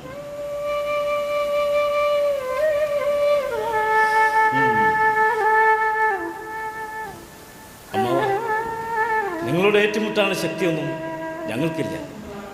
അമ്മയ്ക്കിവിടെ വരാനും ഈ മനയിൽ കിടന്ന് മരിക്കാനും മാത്രം അമ്മാവൻ അനുവദിച്ചാൽ മതി. അത് കഴിഞ്ഞാൽ പിന്നെ ഈ മനയുടെ പേരിൽ ഒരവകാശവും പറഞ്ഞ് ഞാനിവിടെ നിൽക്കില്ല. ഇത് അമ്മാവൻ എന്നെ വിട്ടു വന്നിട്ട് ഞാൻ എങ്ങോട്ടെങ്കിലും പോയിക്കൊള്ളാം. ആ ഒരു ആഗ്രഹം സാധിക്കുന്നതിന് മുമ്പ് ഞങ്ങൾ ഹരികൊല ചെയ്യരുത്.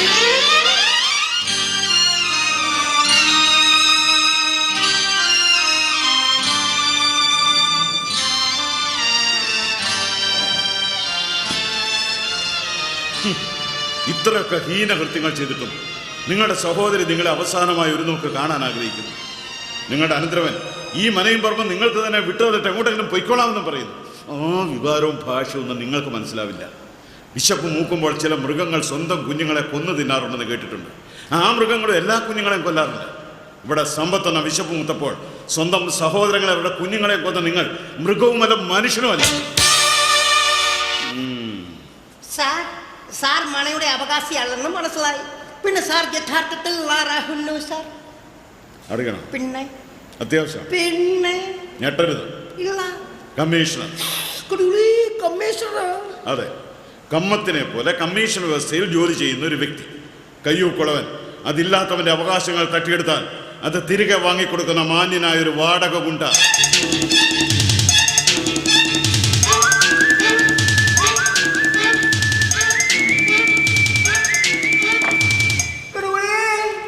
ആദ്യം പുറാവസ്തു വകുപ്പായി, പിന്നെ സേതുലക്ഷ്മിയുടെ മകനായി, ഇപ്പൊ വാടക ഗുണ്ടയായി. ഇനിയിപ്പോ നാളെ ആരാകും സാർ? കുന്തം. കുന്തം പോയാ തപ്പണം. ആധാരം എങ്ങനെ ഖദീജയുടെ കൈ വന്നു? ആ വിവരം എങ്ങനെ ഇവരറിഞ്ഞു? സകല പ്രതീക്ഷകളും തകർന്നല്ലോ. നമ്മളെന്ത് ചെയ്യും സാർ? താൻ ആദ്യം ഇവിടെ കാര്യത്തിനാണ്ട് കൂടി കുറെ കറച്ച് നിന്നും മുടിച്ചു, പിന്നെ മാനേജരാണ്ട് കൂടി കുറെ വെട്ടി വെഴുകി, ഇപ്പോൾ കമ്മീഷനുണ്ടാകെ നടക്കുന്നു. ഏതാ ഇത്രയും വിലപിടിപ്പുള്ള ആധാരം ഖദീജയുടെ കയ്യിൽ ഇരുന്നിട്ട് അത് അറിയാൻ കഴിയാതെ പോയി തന്നെ കരുതിയാണല്ലോ. അതെ, നമ്മൾ കരുത തന്നെ. പക്ഷെ തന്നെ ആ വകുപ്പിലും പെടുത്താൻ പറ്റില്ലെന്നാണല്ലോ വർമ്മ സാർ പറഞ്ഞത്. ചെയ്തിട്ടുള്ളൂ. എല്ലാ പ്രശ്നങ്ങൾക്കും കാരണം താൻ ഒറ്റ കഴിവേടാ. പട്ടേ ഇല്ലാത്ത പൊള്ളാപ്പെല്ലാം ഉണ്ടാക്കിയിട്ട് നമ്മുടെ മേൽ പഴി ചാരരുത്. ഞാൻ എന്റെ കൈചൂണ്ടി സംസാരിക്കുന്നു. താൻ ആരാണോ അത്ര വലിയ യോഗ്യനാ? എന്റെ യോഗ്യത വേണമെന്ന് തെളിയിച്ചോളാം. തന്റെ പേരിലൊരു കേസുണ്ടായാൽ തന്റെ എല്ലാ ചട്ടത്തരങ്ങളും നമ്മൾ കോടതിയിൽ മണിയായിട്ട് പറഞ്ഞു. തൊട്ടുപോകരുത് കണ്ണാലി. പരസ്പരമുള്ള യുദ്ധമല്ല, സഹകരണമാണ് ഇപ്പോൾ വേണ്ടത്. നമുക്ക് സഹകരിച്ചതൊക്കെ മതിയാ. എനിക്ക് തന്നെ സഹകരണം വേണ്ട. എന്താ ഇത്? Wait and listen. ഞാൻ പറയുന്ന സമാധാനമായി കേൾക്കുക. രാജീവ് വർമ്മ സമർത്ഥനായ ഒരു ചതുരംഗം കളിക്കാരനാണ്. അവൻ കരുതലോടെ ഓരോ കരുക്കൾ നീക്കി നമ്മളെ ഓരോരുത്തരെയും വെട്ടിക്കൊണ്ടിരിക്കുന്നു.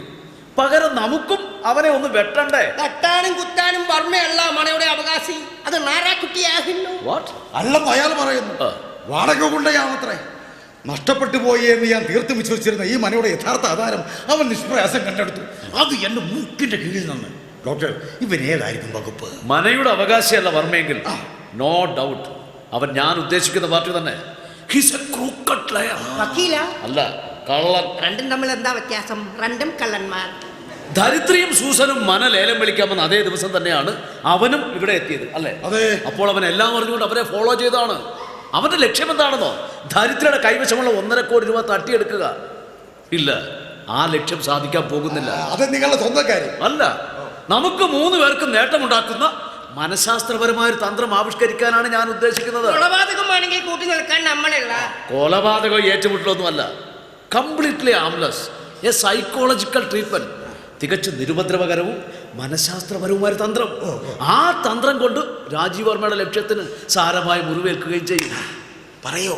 താങ്കൾക്ക് വേണ്ടത് കോടിക്കണക്കിന് രൂപ, കമ്മത്തിന് വേണ്ടത് ലക്ഷക്കണക്കിന് കമ്മീഷൻ, എനിക്ക് വേണ്ടത് കോടിക്കണക്കിന് നഷ്ടപരിഹാരവും. പണമാണല്ലോ നമ്മൾ മൂവരുടെയും ലക്ഷ്യം. എന്റെ ഭാര്യ ഇവിടുന്ന് വിളിച്ചുകൊണ്ട് പോകാനുള്ള പ്രധാന തടസ്സം രാജീവ് വർമ്മയല്ല, സൂസൻ ഫെർണാണ്ടസും അല്ല. വരില്ല എന്ന അവരുടെ ഉറച്ച മനസ്സാണ്.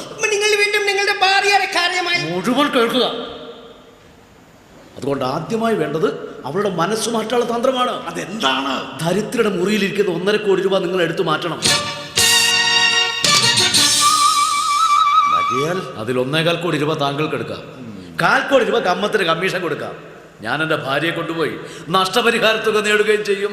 എനിക്കിത് അങ്ങോട്ട് പൂർണ്ണമായി മനസ്സിലാകുന്നില്ല. നമുക്കും അതിന്റെ പൊരുൾ പിടികിട്ടുന്നില്ല. സംഭവം മനഃശാസ്ത്രപരമായതുകൊണ്ട് നിങ്ങൾക്ക് പെട്ടെന്ന് മനസ്സിലാകണമെന്നില്ല. ഏതായാലും ആ തുക നിങ്ങൾ കൈക്കലാക്കിയാൽ അത് പിന്നെ നിങ്ങൾക്കുള്ളതാ. പിന്നെ എന്റെ പ്രശ്നം അത് ഞാൻ സ്വയം കൈകാര്യം ചെയ്തു കൊള്ളാം.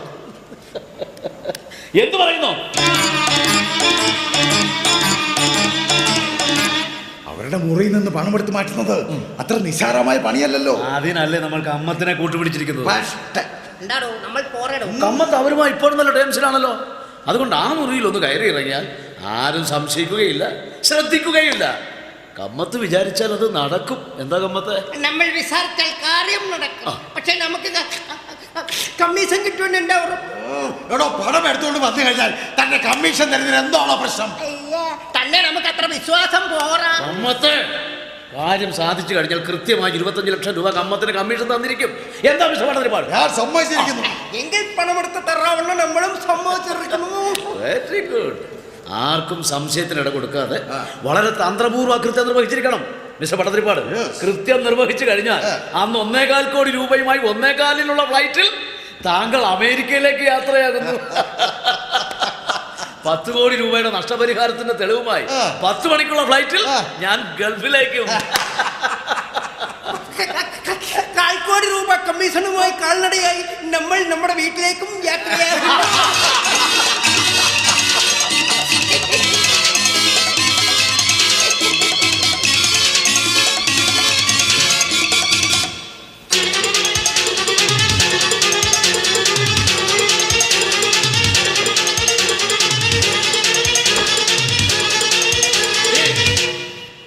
എന്റെ ഭാര്യയുടെ കാഴ്ചശക്തി ഞാൻ നശിപ്പിച്ചു വന്നതിന് നീ ദൃക്സാക്ഷിയാണ്, സമ്മതിക്കുന്നു. പക്ഷേ എന്റെ ഭാര്യ അത് വിശ്വസിക്കാത്തിടത്തോളം കാലം ഈ സമൂഹം അത് വിശ്വസിക്കില്ല. പിന്നെ നിനക്ക് എന്ത് ചെയ്യാൻ കഴിയും? എന്നെ കൊടുക്കാൻ ശ്രമിച്ചാൽ നിന്നെ ഞാൻ വെറുതെ വിടത്തൊന്നുമില്ല. കഴിഞ്ഞ 3 വർഷമായി നമ്മൾ ഒരേ സ്ഥാപനത്തിൽ ജോലി ചെയ്യുന്നു. നിന്റെ ദേഹത്തൊന്ന് തൊടാൻ പോലും അനുവദിക്കാത്ത വിശുദ്ധയായ മാലാഖയായിരുന്നല്ലോ നീ. ഇന്ന് നിന്നെ ഞാൻ ആദ്യമായി ഒന്ന് തൊടുന്നു.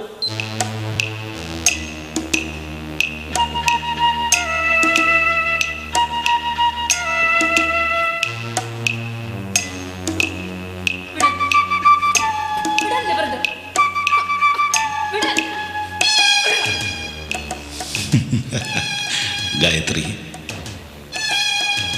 സത്യത്തിൽ നീ ഭാഗ്യവതിയാണ്. മുറിയിലിരിക്കുന്ന 1.5 കോടി രൂപ നീ എടുത്തുകൊണ്ട് വരിക. നമുക്ക് സുഖമായി ജീവിക്കാം. എന്തു പറയുന്നു?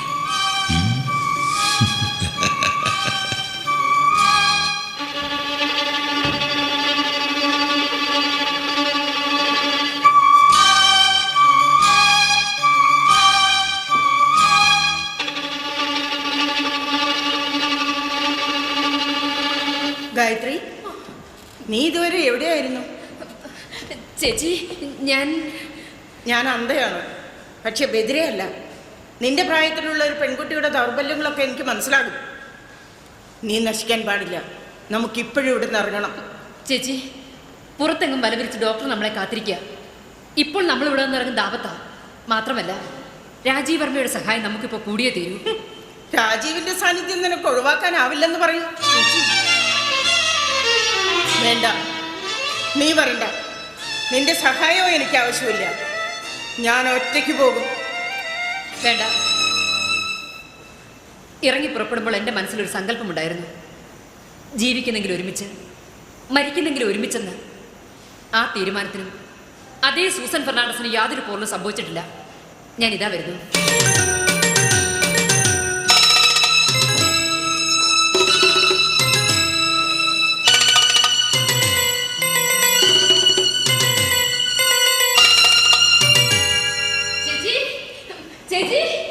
ചേച്ചി, ചേച്ചി, ആ പണം വരുന്ന പെട്ടി എവിടെ വെച്ചത്? അതൊക്കെ നിന്റെ കയ്യിലായിരുന്നില്ലേ? ആ പെട്ടി കാണുന്നില്ല. കാണുന്നില്ലേ? ഇല്ല, ആ പെട്ടി മാത്രം എങ്ങും കാണുന്നില്ല. നമ്മുടെ മുറിയിൽ നീ അല്ലാതെ മറ്റാരും കയറിയില്ലല്ലോ.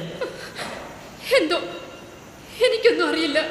ഗായത്രി, ആ ബ്രീഫ് കേസ് എടുത്ത് മാറ്റിയത് നീയല്ലേ? നിങ്ങൾക്കിരുവർക്കും ദൂർത്തടിച്ച് ജീവിക്കാൻ വേണ്ടി മിസ്റ്റർ വർമ്മയല്ലേ നിന്നെ അതിന് പ്രേരിപ്പിച്ചത്? എന്റെ പേരിൽ എന്ത് കുറ്റം വേണമെങ്കിലും ആരോപിച്ചോളൂ. പക്ഷെ നിരപരാധിയായ രാജീവിനെ ഇതിന് വഴിമറയുന്നു. എന്റെ സംശയങ്ങളെല്ലാം ശരിയായിരുന്നല്ലേ? നീ എന്നെ ചതിക്കുകയായിരുന്നു. എന്നെ അന്ധയാക്കിയത് നീയാണ്. എന്റെ ഭർത്താവിന്റെ പേരിൽ കള്ളക്കഥയുണ്ടാക്കിയത് നീയാണ്. നിനക്കെന്റെ സമ്പാദ്യമായിരുന്നു ലക്ഷ്യം. ചേച്ചി, നോ, ഇനി നീ എന്നെ അങ്ങനെ വിളിക്കരുത്. നീ എനിക്ക് അനുജത്തിയല്ല. നീ രക്തദാഹിയായ സൂസൻ ഫെർണാണ്ടസ് ആണ്. വിലപ്പെട്ട കാഴ്ചശക്തി നഷ്ടമായി. ഭർത്താവ് മാനസികമായി അകന്നു കഴിഞ്ഞു. ആകെ ഉണ്ടായിരുന്ന സമ്പാദ്യവും നഷ്ടമായി. ഇനി ഒരു ഗതികിട്ടാപ്രേതം പോലെ ജീവിക്കാൻ നീ എന്നെ വിടരുത്. നീ എന്റെ കഴുത്ത് തിരിച്ച് കൊല്ലടി.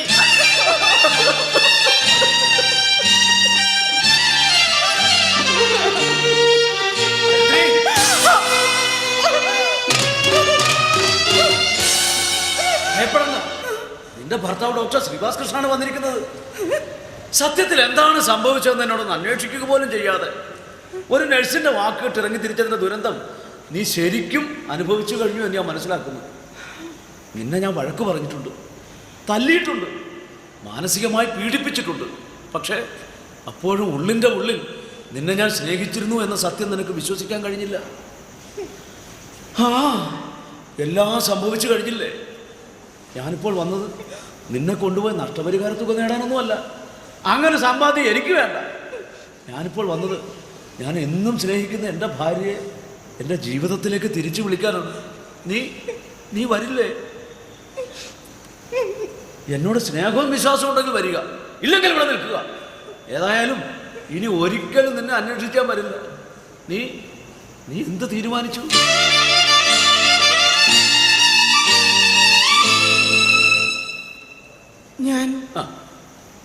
ഞാൻ നിങ്ങളോടൊപ്പം വരുന്നു.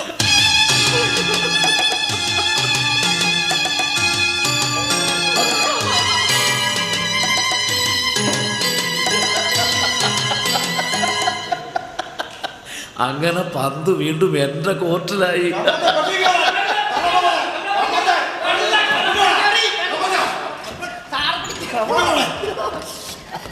നമുക്ക് കൈ പോറാ, കമ്മീഷൻ വേണം.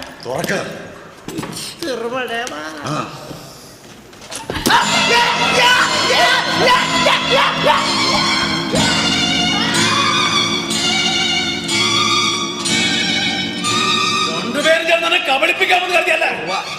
എന്റെ ഭാര്യയുടെ മുഴുവൻ സമ്പാദ്യമാണത്. 1.5 കോടി കഴിച്ച് ബാക്കി 1 കോടി രൂപ എനിക്ക് ഇപ്പൊ കിട്ടണം.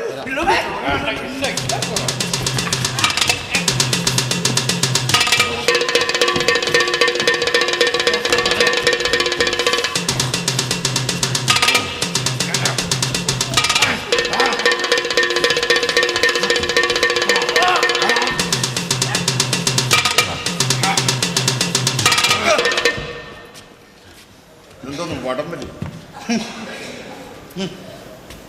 ധരിത്രിയുടെ മുറിയിൽ ഇരുന്ന 1.5 കോടി രൂപയല്ലേ നിങ്ങൾ അന്വേഷിക്കുന്നത്? അതെടുത്തു മാറ്റത് ഞാനാണ്.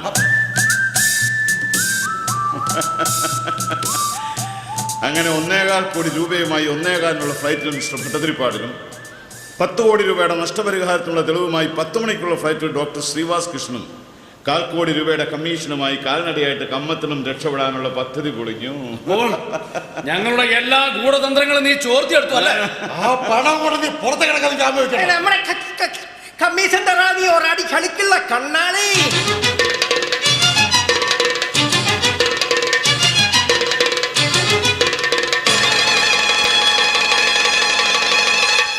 നിങ്ങൾ വിചാരിക്കുന്നത് പോലെ പണവും പെണ്ണും മോഹിച്ചു വന്ന ഒരു അധോലോക ചക്രവർത്തിയല്ല ഞാൻ. പിന്നെ പലപ്പോഴും നിങ്ങൾ എൻ്റെ ഐഡന്റിറ്റി കാർഡ് ചോദിച്ചിട്ടുണ്ട്. യഥാർത്ഥ ഐഡന്റിറ്റി കാർഡ് ഇപ്പോൾ കാണിക്കാം. മാസങ്ങൾക്ക് മുൻപ് ദുരൂഹമായ സാഹചര്യത്തിൽ ഗൾഫിൽ നിന്ന് ഒരു എഞ്ചിനീയറും ഒരു നഴ്സും തിരോധാനം ചെയ്തതായി പത്രത്തിൽ വാർത്തയുണ്ടായിരുന്നു. അതിനെക്കുറിച്ച് അന്വേഷിക്കണമെന്ന് അവരുടെ ബന്ധുക്കളുടെ പരാതിയുമുണ്ടായിരുന്നു. ഞാൻ ആ കേസ് അന്വേഷണത്തിന് വേണ്ടി നിയുക്തനായ CBI ഓഫീസർ KR സുധീന്ദ്രൻ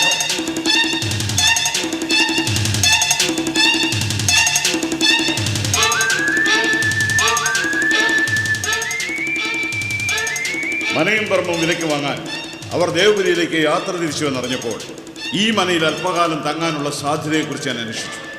അങ്ങനെയാണ് നാരായണൻകുട്ടിയെ കണ്ടെത്തുന്നത്. ഒരു വാടക ഗുണ്ടയെന്ന് സ്വയം പരിചയപ്പെടുത്തി തന്ത്രങ്ങളിലൂടെ മനയും പറമ്പും നേടിക്കൊടുക്കാവുന്ന വ്യവസ്ഥയിലാണ് ഞാനും നാരായണൻകുട്ടി ഇവിടെ എത്തിച്ചേർന്നത്. അത് മറ്റൊരു മാനിൻ്റെ ക്രൂരമായ മുഖം കണ്ടെത്താൻ സഹായവുമായി. ഇങ്ങോട്ട് പോകാൻ അല്പം ധൃതിയുണ്ട്. രണ്ടുപേർക്കും പോകാൻ അല്പം കാലതാമസം വേണ്ടിവരും. സ്വത്തിനു വേണ്ടി 8 പേരെ കൊന്നവരാണ് നിങ്ങൾ. നിങ്ങൾ ആരാണ് മിസ്റ്റർ? കിരീടമില്ലാത്ത കാട്ടുരാജാവ്. അതിനൊന്നും തെളിവില്ല. അതൊന്നും നിങ്ങളുടെ അന്വേഷണ പറ്റി വരുന്നതുമില്ല. എന്നെ നിയമം പഠിപ്പിക്കരുത്. ഒരു രാജവമ്പാലയെ തളയ്ക്കാനുള്ള വലയിൽ മറ്റൊരു മൂർഖൻ പാമ്പ് കൂടി വന്നുപെട്ടാൽ ഞാനതിനെ വെറുതെ വിടാറില്ല. പിന്നെ തെളിവിന്റെ പ്രശ്നം. സേതുലക്ഷ്മി, നാരായണൻകുട്ടി, ഖദീജ, ഒടുവിൽ എല്ലാറ്റും കൂട്ടുന്ന ഈ കമ്മത്തും. ഇവരൊക്കെ തെളിവുകളല്ലേ മിസ്റ്റർ ഭട്ടതിരിപ്പാട്? നിങ്ങൾക്ക് അടുത്ത കാലത്തൊന്നും അമേരിക്ക കാണാൻ പറ്റുമെന്ന് തോന്നുന്നില്ല. എല്ലാറ്റിനും കൂട്ടുന്ന കമ്മത്തും സമാധാനം പറഞ്ഞാൽ മതിയാവും. ഓ, ധരിത്രി ദേവി ഭർത്താവിനോടൊപ്പം പുറപ്പെടാൻ തയ്യാറായി വന്നിരിക്കാവോ അല്ലേ? നിങ്ങളുടെ മുറിയിൽ നിന്നും ആ പണം എടുത്തു മാറ്റിയത് ഗായത്രി അല്ല, ഞാനായിരുന്നു.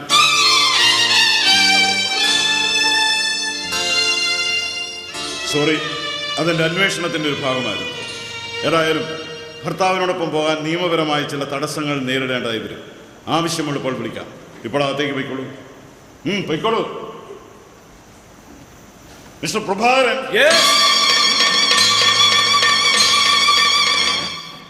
പ്രഭാകരൻ, അതാണ് ഇയാളുടെ യഥാർത്ഥ പേര്. ശ്രീവാസ് എന്ന പേര് ഇയാൾ 6ാമതായി സ്വീകരിച്ചതാണ്. മിസ്റ്റർ, നിങ്ങൾ ചെയ്തു കൂട്ടിയിരിക്കുന്ന കുറ്റകൃത്യങ്ങൾക്കൊന്നും തെളിവില്ല എന്ന് നിങ്ങൾ പറയും. പക്ഷേ നിങ്ങളെടുത്തിരിക്കുന്ന ഡോക്ടർ ബിരുദത്തിന് തെളിവുണ്ടായിരിക്കണമല്ലോ. താങ്കൾ ഏത് കോളേജിലാണ് പഠിച്ചത്? അത് മണിപ്പാൽ മെഡിക്കൽ കോളേജ്. എല്ലാ വ്യാജന്മാരും ഈ പേര് തന്നെ പറയുന്നു.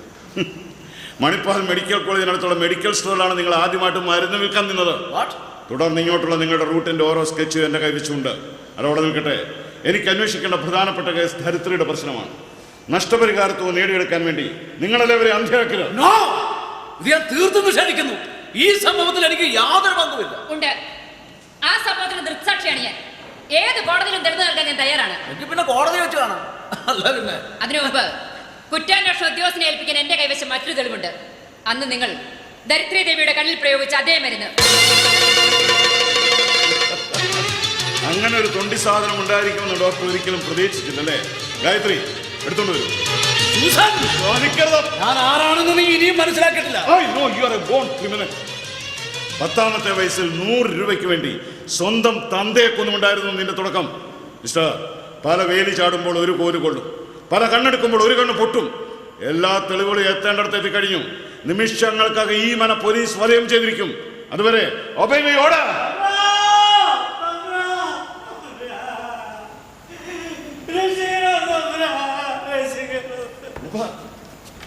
എന്തു പറ്റും? എന്റെ മോള് ചുന്ദരിയുടെ ശരീരം ചീഞ്ഞളിഞ്ഞ് മുള്ളംകുള്ളിയിൽ കിടക്കണ തമ്പ്ര.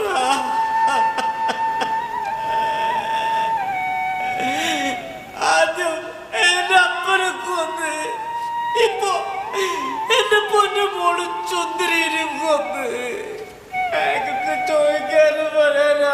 തമ്പുരാ. എനിക്കിത് ചോദിക്കാനും പറയാൻ ആരുമില്ല തമ്പുരാ.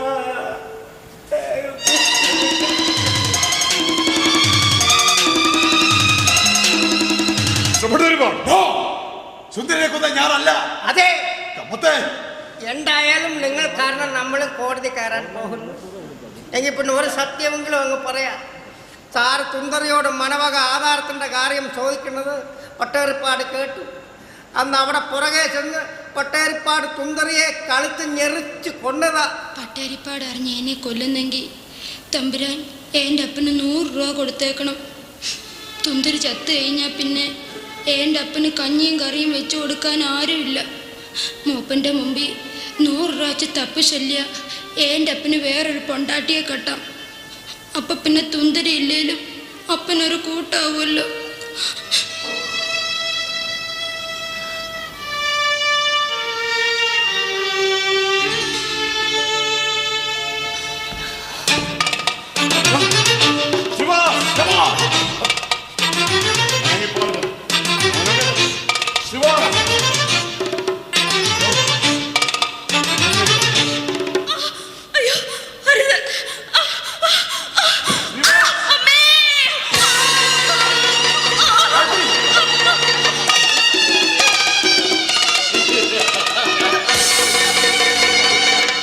ഇതാണ് നിന്റെ തെളിവ്. എനിക്കെതിരെ തെളിവ് നൽകാൻ ഇവൾ കരുതി വെച്ചിരുന്ന ഔഷധം ഞാൻ ഇവളുടെ കണ്ണിൽ തന്നെ പ്രയോഗിച്ചു. ഇനി എന്താണ് നിനക്ക് തെളിയിക്കാനുള്ളത്? അറസ്റ്റ് ചെയ്യണം, അറസ്റ്റ് ചെയ്യാം. അറസ്റ്റ് ചെയ്താൽ 6-ാം ദിവസം ഞാൻ ജാമ്യത്തിൽ ഇറങ്ങും. എന്നിട്ട് 7-ാമത് മറ്റൊരു പേര് സ്വീകരിച്ച് ഞാൻ എൻ്റെ ജൈത്രയാത്ര തുടരും. നിന്നേക്കാൾ മുകളിൽ കുംഭഗോപുരങ്ങളിൽ ഇരുന്ന് നിന്നെ കൊണ്ട് നീതി നടത്തിക്കുന്ന അധികാര വർഗങ്ങളുണ്ടല്ലോ, അവരെന്റെ വാലാട്ടി പട്ടികളാണടാ. ഇവിടെ ഞങ്ങളുടെ വർഗത്തിന്റെ നിയമം ഞങ്ങൾ ഉണ്ടാക്കുന്നു. അധികാര വർഗത്തിന്റെ നോക്കുകുത്തിയായി നിനക്ക് ആചാരത്തിന് വേണ്ടി ഒന്ന് അറസ്റ്റ് ചെയ്ത് ഈ സമൂഹത്തെ ബോധ്യപ്പെടുത്താൻ കമാൺ. ശരിയാണടാ, നിന്റെ വർഗത്തെ ഊണുറപ്പുപേക്ഷിച്ച് വേട്ടയാടി പിടിക്കാൻ ഞങ്ങളെപ്പോലെ കുറെ നിയമപാലകരും തൽക്ഷണം കെട്ടടിച്ചു വിടാൻ അധികാരമോഹികളായ കുറെ ഭരണാധിപന്മാരും. നിങ്ങൾക്ക് പണവും അവർക്ക് അധികാരവും ആയുധങ്ങളാണ്. ബന്ധും ഭർത്താലും എല്ലാം നിങ്ങൾക്ക് ആയുധങ്ങളാണ്. പക്ഷെ ഒന്ന് ഓർക്കണം, നിങ്ങളുടെ ആയുധ പന്തയത്തിന് നടുവിൽപ്പെട്ട് ചതഞ്ഞെറിയാൻ വിധിക്കപ്പെട്ട കുറെ നിസ്സഹായരായ മനുഷ്യരുണ്ട് ഇവിടെ.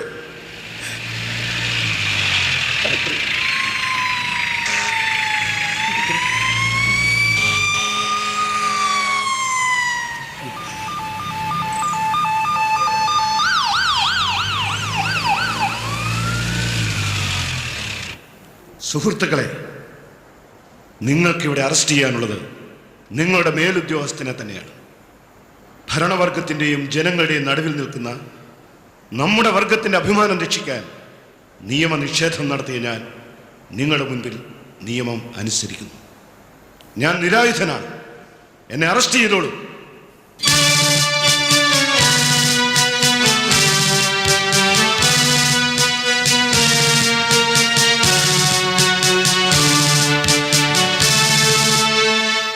उत्तिष्ठत जाग्रत प्राप्य वरा निबो